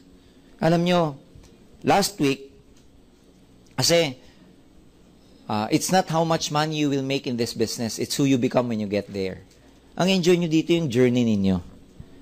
Yung process ninyo, ang enjoy ninyo. Namnamin, ibig sabihin. Ang tao, ang akala natin, ang kaligayahan pag nakuha yung goal. Hindi. Oo, magiging maligaya ka sa pagkuha ng goal. Pero bakit mo pahihintayin yung goal na makuha mo kung yung biyahe mo, pwede mo nang i-enjoy? Tama ba? Ano gagawin mo? Magiging masaya ka pag GA ka na? No. Dapat habang papunta ka doon, masaya ka na. Ano gagawin mo? Pupunta ka ng LA. 13 hours ang LA. Magiging masaya ka lang pagpunta mo na ng LA, ng Los Angeles? No. Dapat nasa aeroplano ka pa lang, airport ka pa lang, masaya ka na. Ako ang ibig sabihin, dito ganun din. Hindi dapat pag GA ka na o magiging milyonaryo ka, doon ka magiging masaya. No, enjoy the journey because guess what? When you get there, pag nakuha mo na yung goal, this is amazing. Ay, ganun lang pala yun. Totoo. Ay, ganun lang pala siya. Ito pala yung feeling. Na kung titignan mo mabuti, dapat pala, in-enjoy ko yung buong journey ko. Yung papunta doon. Halimbawa, pagpunta mo ng Baguio, hindi ka pa nakakapunta ng Baguio, excited ka. Pagpunta mo ng Baguio, ay, ito pala yun, ito pala yung Baguio. What we perceive na pagka napuntahan nating destination will give us happiness? No. Happiness is wala sa labas. Ang happiness nasa loob. So, enjoy yung journey nyo. I can relate to this because a few weeks ago, yung isang episode na yung isang series na gustong-gusto ko sa TV, natapos na kasi. And ako si maka-torrent ako eh. No? Nagda-download lang ako sa torrent. So there was this 3 last episodes na last na siya. Ewan ko may nanonood dito ng Fringe. So last 3 episode na siya. And guess what? Nung panonood din ko siya, nung papalapit na kasi wala na, pagkatapos ng season na yun, tapos na siya. On the mga 2 episodes to go na lang, matatapos na. Alam mo, habang malapit na siyang tumatapos, sinasabi ko sarili ko, there's something in me na gusto kong tapusin, na ayokong tapusin. Alam niyo yung feeling na ganon? Gusto ko matapos para malaman ko kung ano yung nangyari, pero ayokong tapusin kasi pag natapos ko na, wala na akong mapapanood.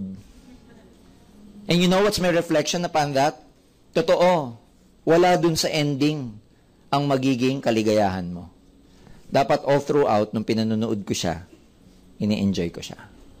Kasi pagdating ko dun, matatapos siya. Yung pareho din. Pagdating nyo dun sa GA, matatapos eh. So, kailangan i-enjoy nyo siya. Every bit of it. So, habang papunta ka dun, ano gagawin mo? Will you rant every day na wala kang pera? Will you keep telling yourself, you keep complaining, ang hirap, wala akong ma-recruit? Training na naman. Pagising mo sa umaga, magre-recruit na naman. Pero pag tinanong ka, gusto mo yumaman? Oo. Nakukuha niyo ako? Gusto mong yumaman, gusto mo yung higher self mo, gusto mong makuha yung goals mo, ano vibration mo? Ano attitude mo? Kailangan, excited ka everyday. Kahit di ka pa successful, dapat happy ka. Stop complaining. Wala namang magagawa yung complain. Stop being negative. Stop whining. Alam niyo yung whiner? Yung wala siyang sinabi, kundi yung antrapi. Yung gobyerno, alam mo yung gobyerno, walang ginagawa. Whiner. Lahat nakikita negative. Pag nakita yung jeep huminto sa harap niya, ano ba naman tong jeep na to? Bakit humihinto? Siyempre, jeep eh, magbababa ng pasahero. Hello?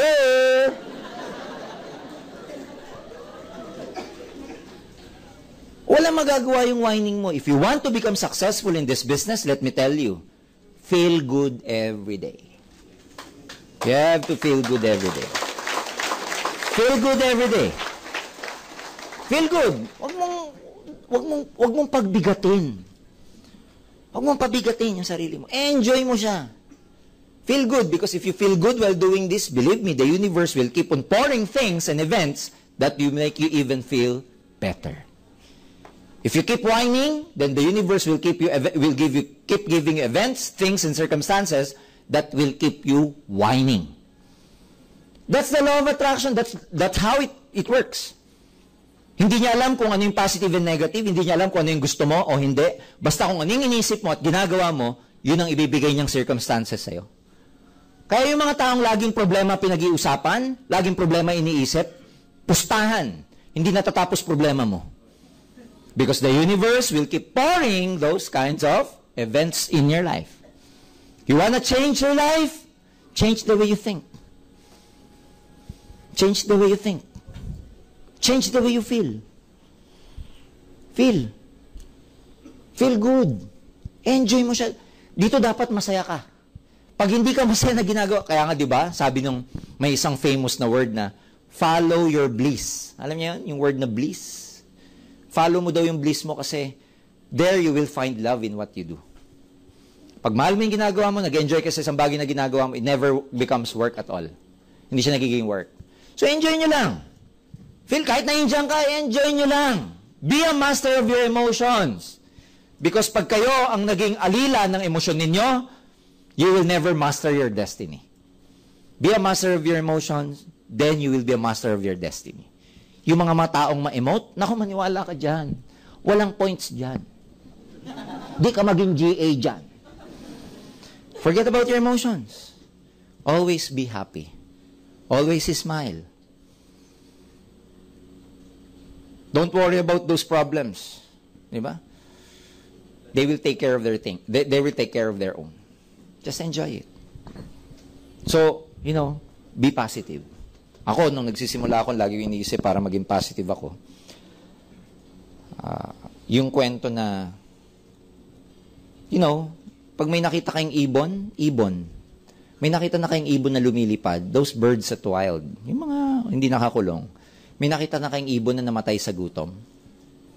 Yung bigla ka naglalakad, may bumagsak na ibon sa harap mo, kita ribs, walang makain, ay, patay. Nakaganon. May nakita na kayong ganon? Wala pa. Bakit? Kasi abundant ang pagkain nila. Tama? Because ang philosophy there is that before God even created those birds, God already created the provisions. Ibig sabihin, bago niya ginawa yung mga ibon, inuna na yung pagkain. Tama ba? Hindi pwedeng mauna muna yung cause and effect yan eh. Hindi pwedeng mauna yung effect bago yung cause. So parang sa atin, di ba? Ibig sabihin, bago ginawa ng Diyos yung mga ibon, ginawa niya muna yung mga pagkain. Yun nga lang, hahanapin nga lang ng mga ibon na to. Kasi hindi sa kanila isusubo yun eh. Kaya nga may kasabihan, early birds catch the worm. Because those birds have to look for those foods. Pero ang philosophy doon, ginawa na ng Diyos yung pagkain bago yung ibon. Balik ko sa aim. I have good news for you. Bago ka tawagin dito, let me tell you this. Ginawa na yung mga taong magpapag-global ambassador sa'yo. Hahanapin mo na lang. Hahanapin mo na lang. Hindi pwedeng mauna ikaw bago yung taong yun. No. The amazing news is, you want to know the amazing news? Yung network na gusto mo, yung itsura ng group, ng downlines mo, yung network ninyo, yung size ng grupo nyo, is already out there. Tatrabahuhin nyo na lang. It's just a matter of time. Kasi merong tinatawag na gestation period. Pag may gusto kang makuha, it takes time bago siya mag-materialize to physical realm. Sa mental realm, tapos na siya. Because sa mental realm, wala siyang time is an illusion. Pagdating sa mental eh. Halimbawa, pag gusto mong gumawa ng kotse, sa isip mo, gawa na siya kaagad. Tama ba? Kunwari, puting kotse na Honda Civic na dinadrive ko. Ano yung nasa mind nyo? Nasa loob ka ng Honda Civic na kulay puti. Tama ba? So the mere fact na inisip mo siya, pang, ganun kaagad, gawa kaagad siya. Ganun sa mental. Yung mental para maging physical, it takes time. Ang tawag doon, may time lag siya. Ang tawag doon, gestation. It takes time. Yan yung tinatawag na time period for any form. Any time period before anything can come into form. Yun yung time period na kailangan bago ang isang bagay maging form. Walang pinagkaiba sa bata. Halimbawa, yung bata, bago ipanganak sa mundo o ilabas? Ilang buwan? 9. Ang tawag dun sa 9 months, gestation. Gestation period. Tanong, pwede mo madaliin? Abnormal ka pag pinadali mo. Labas ka na, 3 months ka na, labas na. Clear? Hindi rin naman pwedeng 10 months na, dito ka muna, huwag ka munang lumabas. Tama ba? Because there's time for everything. Ang pagyaman mo, ginagawa mo, meron dito yan. Hindi ikaw ang magsasabi kung kailan darating yung goal mo makakatupad eh. Panahon ang magsasabi nun. That's the law of the universe. Hindi mo pwedeng, it's immutable. Hindi mo siya pwedeng i-twist, palitan, baguhin. That's how the universe works. Ganun talaga siya. Meron siyang law of the universe that everyone must follow. Isa doon, yung law of attraction. Isa doon, yung law of gender, from which is law of gestation comes in. Yung law of gestation is the same to anything. Ang bamboo tree, alam nyo ba lang bamboo? Before it really, bago siya talagang tumubo, guess what? Sino may alam? 7 years. Yung nakikita nyo bamboo, 7 years doon before it comes out from the surface. Yung shout, sa lupa, bago lumabas, kung ito yung lupa, okay? Ito, 7 years bago niya break yung ground na yan. Can you imagine? It takes 7 years. Pero dito kayo magugulat. The moment na makalabas siya sa surface na to, bigyan mo lang siya ng 2 weeks, it can go up to high as 14 feet. Ganun naman kabilis. Basta na-break niya tong ground na to. Pero ang gestation niyan, 7 years. Kaya mong baguhin to? Kaya hindi? Hindi. Law of the universe, law of nature yan eh. Ngayon, pag nagdidilig ka ng bamboo, 5 years na, at tinatawanan ka ng kapitbahay mo, "Hay! 5 taon ka na dyan!" Papapekto ka? Ulitin ko, papapekto ka? Hindi, bakit? Alam mong 7 years eh. Bakit ka papapekto? Hindi niya alam yung gestation ng bamboo. Tama ba? Ba't ka papapekto? Tuloy mo, dilig mo. Kasi alam mo, 7 years bago tumubo eh. Same lang yan sa networking. Tinatawanan ka ng kaibigan mo, "Hello, ang tagal mo na dyan. Wala pang nangyari sa'yo. Gabi-gabi ka na lang umuwi. Wala ka pa rin pera." Pinipressure ka kung sino-sino, sabihin mo sa kanya, Di mo sa gestation. Ha? Kaya pag may mga naghahanap sa inyo ng resulta at wala pa kayong result, hindi nila alam ang gestation. Kaya lagi niyong sasabihin, gestation. Nag-training ako nung nakaraan about gestation. Bago ako matapos, may nagtanong, "Sir, may tanong lang po ako isa." Sabi ko, "Ano yun?" "Ano po spelling ng gestation?" Ha? Ayan, spelling ko. Gestation. Gestate, from the word gestate. Gestation. So, everything, dadaanan muna yan. Kaya wag po kayong maiinip. Darating ang panahon mo, tandaan mo yan. Hindi pwedeng hindi. Hindi pwedeng hindi. Sir, paano yan kung sobrang tagal ko na? 1 year na ako, wala pa nangyayari. Tuloy ka pa rin. What is 1 year? Ilang 1 year na lumipas sa'yo na wala pa rin namang nangyari? Sir, paano pag 2 years, wala pa rin talaga? Wala pa ako kotse, wala pa akong grupo, 2 years ako. Tuloy ka pa din. Ngayon, pag 3 years na, wala pa rin, dyan na. Dyan, pwede na. Dyan, pwede ka lalong magtuloy kasi nakakahiya na, 3 taon na, wala pa nangyayari sa'yo. Ha? Mas nakakahiya na yun. Pero may law of average. May tinatawag na law of learning curve, which means, habang tumatagal ka kung wala nangyayari, mas lalo mong ituloy. Kasi ang hindi mo alam, chances are, pagaling ka na ng pagaling, palapit ka na ng palapit sa goal mo. The mistake of many people is that when they are, when it takes longer for them to get their goals, is the tendency to quit. Mali. Habang tumatagal ka, lalo kang gumagaling. Ganun talaga.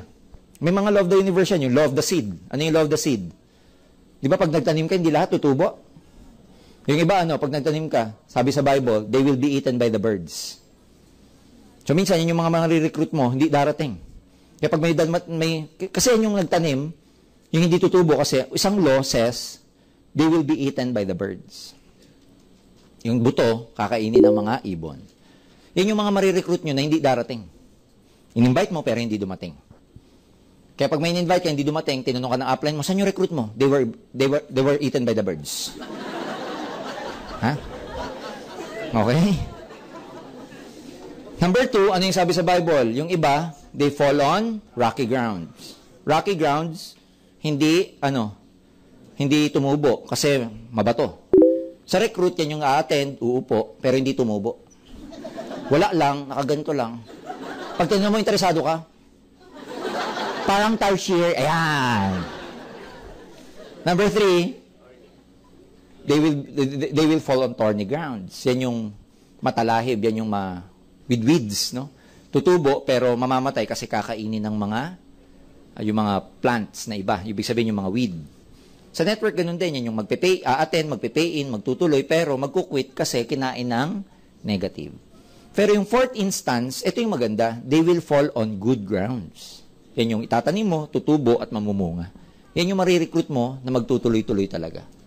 So may tatlong possibility na hindi tutuloy. Isa lang ang magtutuloy. It's even biblical. You just have to accept these principles para maging madali. Ang tao nahihirapan sa networking, you know why? Hindi nila tanggap yung principle eh. Gusto nilang i-twist para sa kanila. Sabi gestation. Ayoko ng gestation. Gusto ko bukas mayaman na ako. Tinutwist nila yung law. That's why kaya sila nahihirapan. Sinasabi namin, feel good. Lagi mong taasan yung vibration mo kasi pag tumataas, when you feel good, yan yung highest form of vibration eh. Then you get this frequency to become successful. Ayaw taasan ng vibration. Ganun pa din. Wala nangyayari. Yung law of averages, habang tumatagal ka, gumagaling ka. Dati kung, sa 10, meron ng isa. Pero, kailangan mangyari yung siyam na no para lumabas yung isa. Tama? Tawag dyan, law of averages. Pag tinuloy mo yan, out of 10, meron ng 2. 8 yung ayaw. Pero kailangan yung 8 lumabas para lumabas din yung 2. Tama ba? So, habang tumatagal, patagal yan. Ngayon, pwede mong gamitin to sa pagre-recruit. Sabi mo sa kaibigan mo, pare, sama ka. Sabi sa'yo, ayoko nga dyan sa global mo. Hindi naman kita sinasama kasi ganito yan. Meron kasing law of average. Out of 10 na nai-invite ko, meron ng 5 akong napapajoin. Okay na tong 5. May 5 lang akong hinahanap na ayaw na hindi. Isa ka dito. Para makumpleto ko yung 10. Ha? Kuha niya? Oh. Kuha niya? Kasi hindi mabubuka mo yung 5 ko pag hindi ko nabutong 10. Kaya naghahanap ako ng 5 ayaw. Sama ka. Hindi naman sa magjo-join kay sama ka lang. Maliwanag ba? Ito yung mga simple laws that you have to follow para madalian ka, hindi ka mahirapan sa networking career mo. Always be positive. Whatever that is happening to you is just a preparation for something good to happen. What else? Skills that you have to master. Ano yung mga skills? Prospecting. Ano yung prospecting? Well, from the word itself, naghahanap ng prospects. So ito yung negosyo na prospecting business to. So wherever you go, make it an opportunity to prospect. Pag sinabing prospect, hindi mo pa nire-recruit. Magkaiba po yun. Pag sinabing prospect, pinoprospect mo pa lang, probably pwede mong kunin ng number, cellphone number, pwede kang humingi ng calling card, interview form. Ako, pag may pinoprospect ako, let's say, office mate ko dati sa work ko, pag pinoprospect ko, nakikipagkwentuhan muna ako, hindi ko nire-recruit. Ano yung prospecting? Ganun lang na, pare, kumusta? Saan ka ba this coming Saturday? Yung mga ganun prospecting ba? Ano ba pinagkakaabalahan mo? Okay? After office, anong ginagawa mo normally? Tapos doon ko sasabihin, are you open to extra income? So, naghahanap ng prospect. Pinakamadaling maghanap ng prospect ngayon, Facebook. Ilan ang friends nyo? Lahat yan, prospect. Ganito yan. Huwag kayong mahihiyang mag-recruit. Sa lahat na nakita nyo ngayon, dapat dumating sa level na yung nakita nyo, yung AIM Global, is far, far better kesa sa ginagawa ng prospect nyo. Meron akong isang kilalang distributor lumapit sa akin. Alam mo, sir, yung mga downline ko, ang lalakas na loob. Pati boss nila, nire-recruit nila. Talaga, sabi ko, bakit? Wala, sir, kasi ang prinsipyo nila, sabi nila sa akin, ako, boss ko nga siya. Pero, empleyado pa rin siya. Ako negosyante sa AIM Global, kaya nire-recruit ko pa rin siya. Ang tawag doon, yung nakikita niyang AIM Global is far better dun sa ginagawa ng boss niya. Kaya nire-recruit niya pa rin. Alam nyo, the moment you feel ng AIM Global inferior compared dun sa ginagawa ng prospect ninyo, hindi kayo magre-recruit. Pag lagi niyong isiping inferior to. When I say inferior, yung mas hindi, kunwari, may prospect ka na teller sa bangko, for example. Pag inisip mo na yung work niya, mas maganda kaysa sa networking, hindi mo na siya re-recruitin eh. Tama? Kailangan lagi mong iisipin na yung in-offer mo is far, far better. Mas superior kaysa dun sa ginagawa niya. Doon ka magkakaroon ng lakas na loob para mag-recruit. Maliwanag. Prospect list, importante yan. Katulad ng sabi ko, madali mag-prospect ngayon kasi may Facebook. So you can invite your friends over dinner, etc. sa FB. Invitation. Ito, ang invitation, purpose, please. Iba ang invitation sa pag-explain. Iba ang invitation sa presentation. Your job as a beginner is to just invite. Tatlo yan. Tatlong invitation. Pwede niyong imbitahin para umattend ng seminar. May mga ganun kayong prospects. Yung kalad ka rin. Tama ba? Pero hindi lahat ng prospect mo ganun. May prospect ka na matatansya mo, mas magandang gawin sa kanya yung pangalawang presentation. Ano tawag? One-on-one. Pag dito ka nagdala, ang tawag centering. Sa centering, nagde-depend ka sa speaker dito sa harap para kumbinsin yung prospect mo. Pag sinabing one-on-one, iimbitahin mo yung upline mo. Normally, yung may mga result na upper lines o yung sponsor mo, siya yung magpe-present ng business sa prospect mo over coffee or over dinner. Pwedeng sa Starbucks or sa restaurant, sa hotel, etc. Sino itong mga prospects na to? Of course, yung kabaliktaran ng kalad ka rin. Ito yung mga prospects na normally, yung very tight ang schedule, probably boss mo, supervisor mo, probably yan yung mga acquaintances mo, na hindi mo basta madala seminar, pero pag niyaya mong kumain kasi meron kang ipipresent na business o meron kang isi-share sa kanyang opportunity, sasama. Ang tawag doon, one-on-one. Ang third presentation, centering, one-on-one, merong tinatawag na home party. Home party, ikaw, distributor ka, ikaw yung downline, pag gagawin sa'yo ng upline mo, sasabihin niya sa'yo, pupunta ako sa bahay nyo, mag-invite ka ng at least 5 of your good friends, pwedeng kapitbahay o kaopisina mo, sabihin mo pumunta sa bahay ninyo this coming Saturday around 2 o'clock kasi may papakita kang business at may papakausap ka sa kanilang business partner mo para mag-share kung ano yung business na pag-uusapan. Ang tawag doon, home party. So may tatlo, centering, one-on-one, and home party. Depende sa prospect ninyo kung saan nyo sila isasalpak sa tatlong ito. Ano pinaka-importante sa tatlo? Ha? Ano pinaka-importante? Pinaka-effective? Hindi. Lahat. Lahat effective. Kasi minsan meron kang marirecruit na hindi mo ma-recruit, pumunta sa center. Pero kapitbahay mo, sabi mo, punta ka Sabado sa bahay, ha? May merienda. Oo, punta ako. Ang daling imbitahin. Kasi tatawid lang siya ng kalsada. Gets? So, i-customize niyan, ibabagay nyo, depende sa prospect. Clear? So, pag bago ka, ano lang ang nakakapagod pag bago ka? Ano nakakapagod pag bago ka? Ha? Invitation. Remember, hindi ko magpe-present. Ang nakakapagod dito, yung invitation. Kasi, pwede mong ipa one-on-one, pwede mong ipa centering, pwede mong ipa home party. Ang bottom line sa tatlong to, irrespective kung magpapa one-on-one, centering, or home party ka, ang bottom line, this is a numbers game. The more, the better. Sa pagbibingwit, parang sa isda, mas marami ka makukuha kung net ang gagamitin mo. Tama? So, ang gagawin mo rito, wag pa isa-isang invite. Damihan mo. Ako, ang technique ko noon kasi gusto kong bumilis, gusto kong makaakyat kagad dun sa pinakamataas na position sa marketing plan. Ang gawa ko, hindi ako pa isa-isa mag-recruit. Sa isang araw, ang dala ko 3. Kung makakapunta ako sa office at magre-recruit ako, hindi ako nagdadala ng pa isa-isa. Nagdadala ako at least 3. Kasi numbers game siya eh. Kasi magdadala ka ng isa, ayaw pa, wala na. Eh kung magdala ka ng 3, at least may isa doon gusto, di panalo ka. Clear? Ganun ako. Dami. Kinuha ko sa dami. Kasi ang turo nga, hindi lahat magjo-join. So ang gawin mo, para may mga mag-join, damihan mo. Tama? Kung bawat 10 meron kang isa, gusto mo ng 2, ilan ang kakausapin mo? 20. Ganun kasimple. Numbers. So ano mahirap dito sa una? Yung pag-i-invite kasi physical yun. Tsaka mental yun eh. Pag na-injang ka, kasama pa yung pangatlo, emotional pa.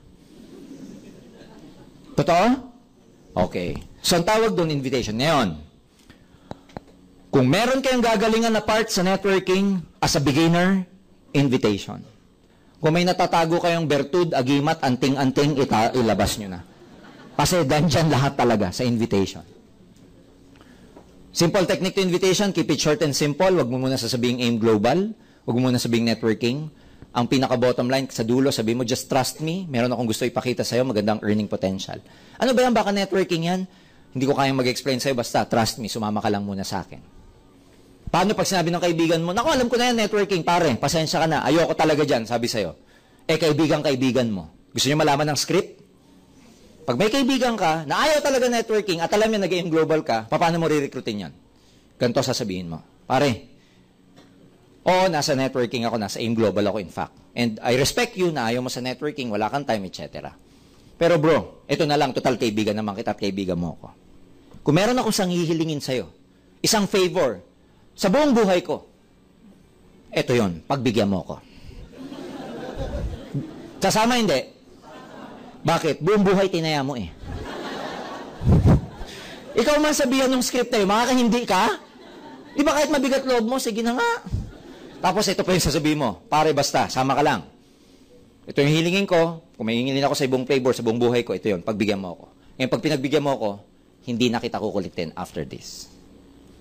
It's a good deal? Oh, yun. Script ko yun dati, hindi makahindi talaga. Kahit masama loob, kahit di mo maipantamo ka, uupo.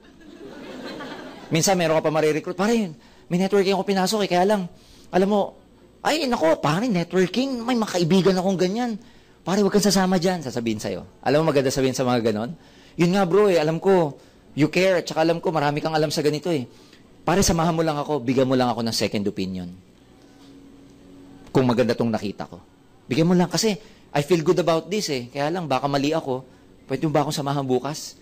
Tignan mo lang, hingi lang ako sa'yo, second opinion sa'yo, attend ka, tapos bigyan mo ako ng feedback. May mga tao na pag hininga mo ng second opinion, feeling yabang, sige, sama ako sa'yo. Pero hindi niya alam, nire-recruit din natin siya. Script lang yung second opinion. Ha? Script lang yung second opinion. Clear? May mga ganyan. So, along the way, matututo kayo, mamamaster niyo yung invitation if you keep doing this. Kaya, walang perfect invitation kasi depende sa tao, depende sa kausap. Kaya, ang importante, invite lang kayo ng invite. Clear? What else? Presentation. Well, pag bago ka, hindi pa naman to obliged, pero pag tumatagal kayo, again, ako, ang cooking time ko sa downline ko, pag bago ka, after 1 month, dapat marunong ka ng mag-OPP.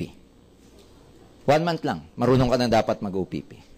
Kasi, imposibleng hindi mo ito matutunan. Araw-araw, 5 araw, nako, kabisado mo na yan. Tapos may CD ka pa, may YouTube ka pa, tapos na. Kaya importante, matutunan nyo mag-present. Alam nyo mag-marketing plan, alam nyo yung 1515, alam nyo yung unilevel binary, alam nyo yung stair-step, alam nyo yung incentive. Simple lang naman eh. Alam nyo, pag pinag-aralan nyo yung marketing plan, sa lahat ng nagpe-present, the marketing plan itself is only 15 minutes. 45 minutes kwento. Tama? Marketing plan, ang bilis lang. Kabisaduhin nyo lang. Again, kung hindi ka marunong, pero may laptop ka, pindot-pindot. Habang nagpe-present ka, pindot. Yan, tiyan mo, may lumabas dyan. Kita mo, kabila, yan, 1.5. Ganun lang. Kasi sa presentation, babasahin mo na lang. Hindi na kailangan magsalita pa ng sarili. Pagka PowerPoint, ituturo mo lang yung diagram. So, ganun kayo magsimula. Importante ito, you have to present why. Number 1, you can never forever depend sa speaker. Kasi magkaka-prospect kayo na hindi tugma ang schedule ng prospect nyo sa schedule natin. Tama? Number 2, kailangan matuto kayo mag-present because kailangan ma-earn nyo yung confidence on presenting it. Sabi nung iba, sir, wala pa akong prueba eh. Well, babalik ta rin kita. Para magka-prueba ka, mag-present ka muna. Okay?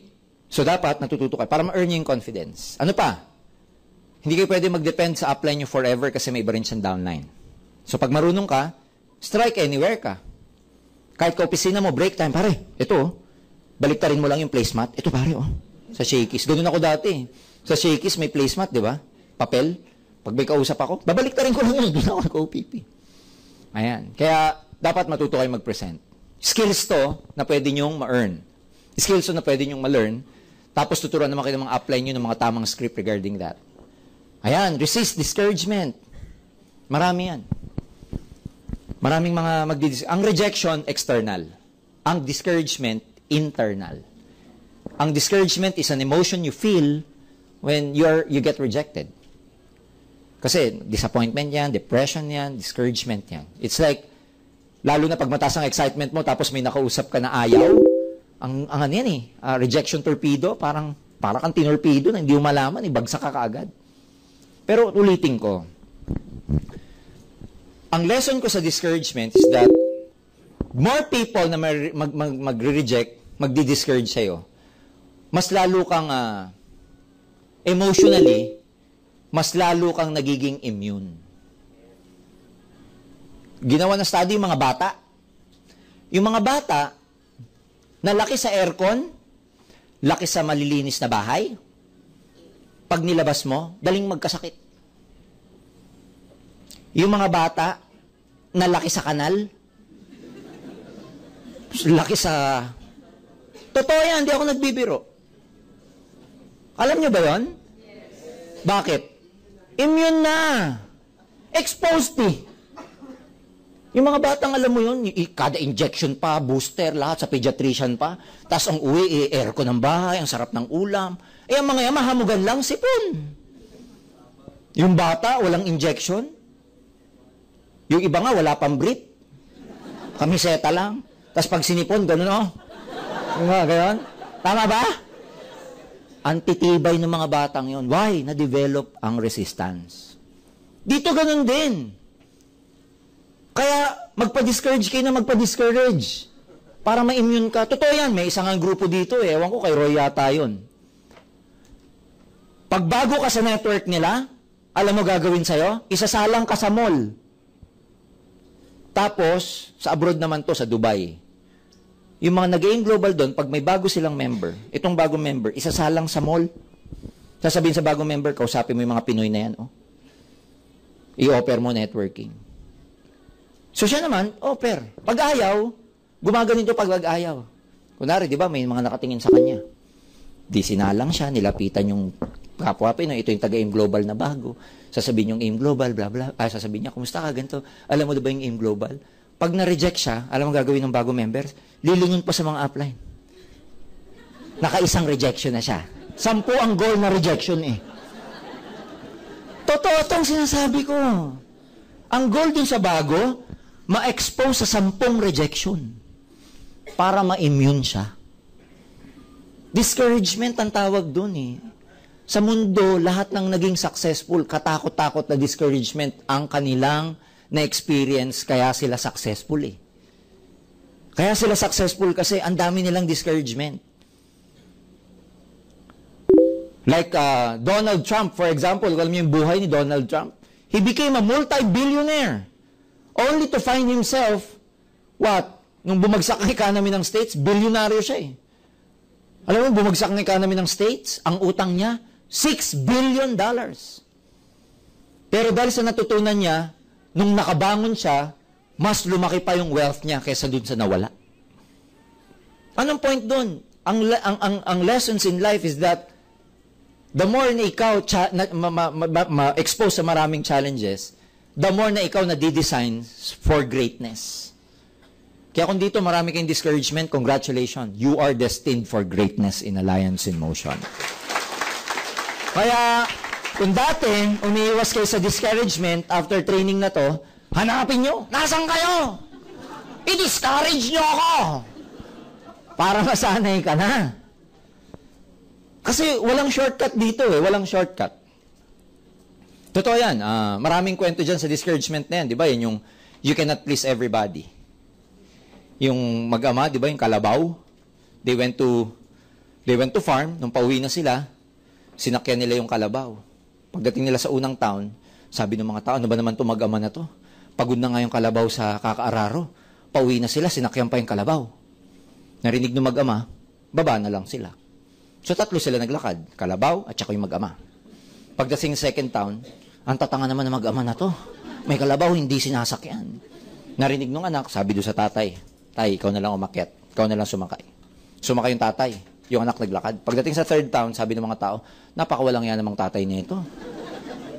Tumi yung anak ko, kabata-bata, pinaglalakad. Narinig ng tatay, sabi ng tatay sa anak, anak, palit na lang tayo. Yung anak ang pumanta, yung tatay naglakad. Pagdating sa fourth town, sabi ng mga tao, kawalang yung anak nito. Walang nautang na loob. Yung tatay ang pinaano, katanda-tanda na. Wala ka maano eh. So, nang ginawa ng dalawa, sila nagbuhat ng kalabaw. Wala kang kalalagyan eh. May mga ganun ba? Oo. Oh, may isang kalabaw. Yung kalabaw na yun, nahulog sa deep well. Hindi makawala. Kasi ang lalim eh. So, hindi naman nila makuha. Kasi, natutroma na yung kalabaw nung aalisin nila sa deep well, sa malalim na balon.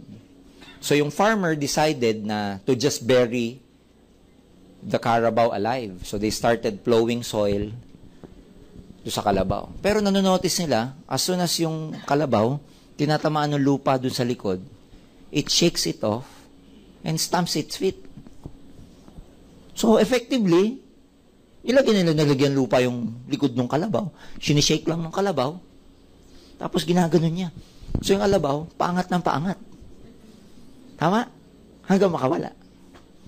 Ganon din dito, minsan, a lot of people will discourage you, throw a lot of things to you. The important thing to remember is to just shake it off and stamp your feet and move on. Kaya pag na-injan ka at nagkakakawag kang ganyan, nakita kita dito, alam ko na ibig sabihin nun. Na-injure ka. Oh. Discouragement. Oh, okay, papa-discourage. Don't ever get discouraged. Okay? Last, well, ladies and gentlemen, it's important to set your goals. Pag sinabing goals, meron tayong marketing plan. Kailan nyo gustong maging silver executive? Well, let me remind you, this coming February 17, SE and G Awards Night natin, we will be recognizing our new silver executives and new gold executives. So we would like to invite you sa Ultra this coming February 17 at 3 p.m. 50 pesos lang po ang ticket. Wear something red.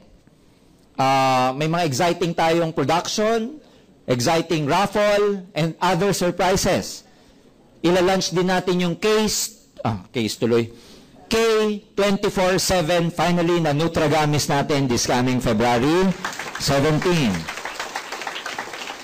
So for me, it's very important to set your goals. February 2013, trabahuin natin. Pag sabing trabahuin, hindi importante yung hindi lang important yung gusto nyong kumita ng pera. Importante dito yung when do you like it. Yung bang pagsiset ng target. This is very important. Ang tawag namin dyan, goal. Mag-set kayo ng target as to when. Halimbawa, ang goal mo, ang dream mo, kaya ka nag-join sa Global, in monetary value, gusto mong kumita ng 50,000. Well, it's okay to make 50,000. Pero pag ang lagi mo lang sinasabi sa sarili mo, gusto kong kumita ng 50,000, gusto kong kumita ng 50,000, nang wala siyang time frame, again, paano malalaman ng universe yung gestation mo? Clear? Kaya dapat, gusto kong kumita ng 50,000 by June 2013. May deadline ka. Kasi pag ang tao may deadline, at alam niya, parang project yan eh. Pag alam mong isasubmit mo yung project mo 3 months from now, tatrabahuhin mo yun eh. At pag malapit na yung deadline mo, ginagawa natin? Cramming. Subukan nyo, nagpagawa yung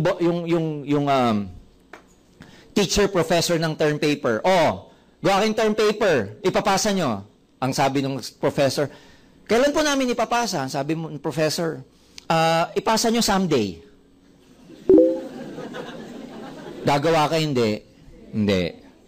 Ganun din dito. I want to make 50,000. Someday. Hindi mangyayari yun. Monday to Sunday lang ang kalendaryo, walang someday. Tama ba?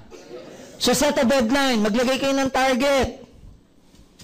I want to become a silver executive. I am a silver executive by March 2013. 10 points ang binibi. Ka pa nga. Nagsabi yung baliw sa baliw. Sabi ni B, kamot siya. Paano ako lalabas dito? Sabi ni A, ganito na lang. Kopya mo yung question, yung answer ko. Kasi 6 months from now, tiyak yun, may interview ka ulit. At ganun ulit ang tanong sa'yo. Sabi ni B, o nga no, ano nga uli yung sagot mo? Ganito. Sabi mo, paglabas mo rito, hanap ka ng babae, liligawan, pakakasalan. Sabi ni B, hanap ng babae, liligawan, pakakasalan. Minemorize ni B. Every day for the next 6 months. Paglabas ko dito, liligawan ng babae, liligawan. Paglabas ko dito, hanap ng babae, liligawan. Paglabas ko dito, liligawan, pakakasalan. Minemorize, 6 na buwan. Eto ngayon, interview na niya. Sabi ni yung director, o B, paglabas mo dito, siyempre sabay po kami maliligo. Sabi ng director, oh tapos. Manyak pala yung director. Sabi ni B, siyempre sabay kami maliligo, unti-unti ko na po siyang huhubaran. Sabi ng director, oh tapos.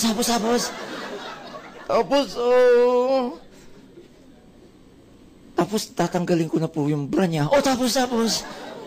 Pag natanggal ko na po yung bra niya, kukunin ko po yung garter, gagawin kong tirador, pag titiradorin ko yung mga bintana niyo rito.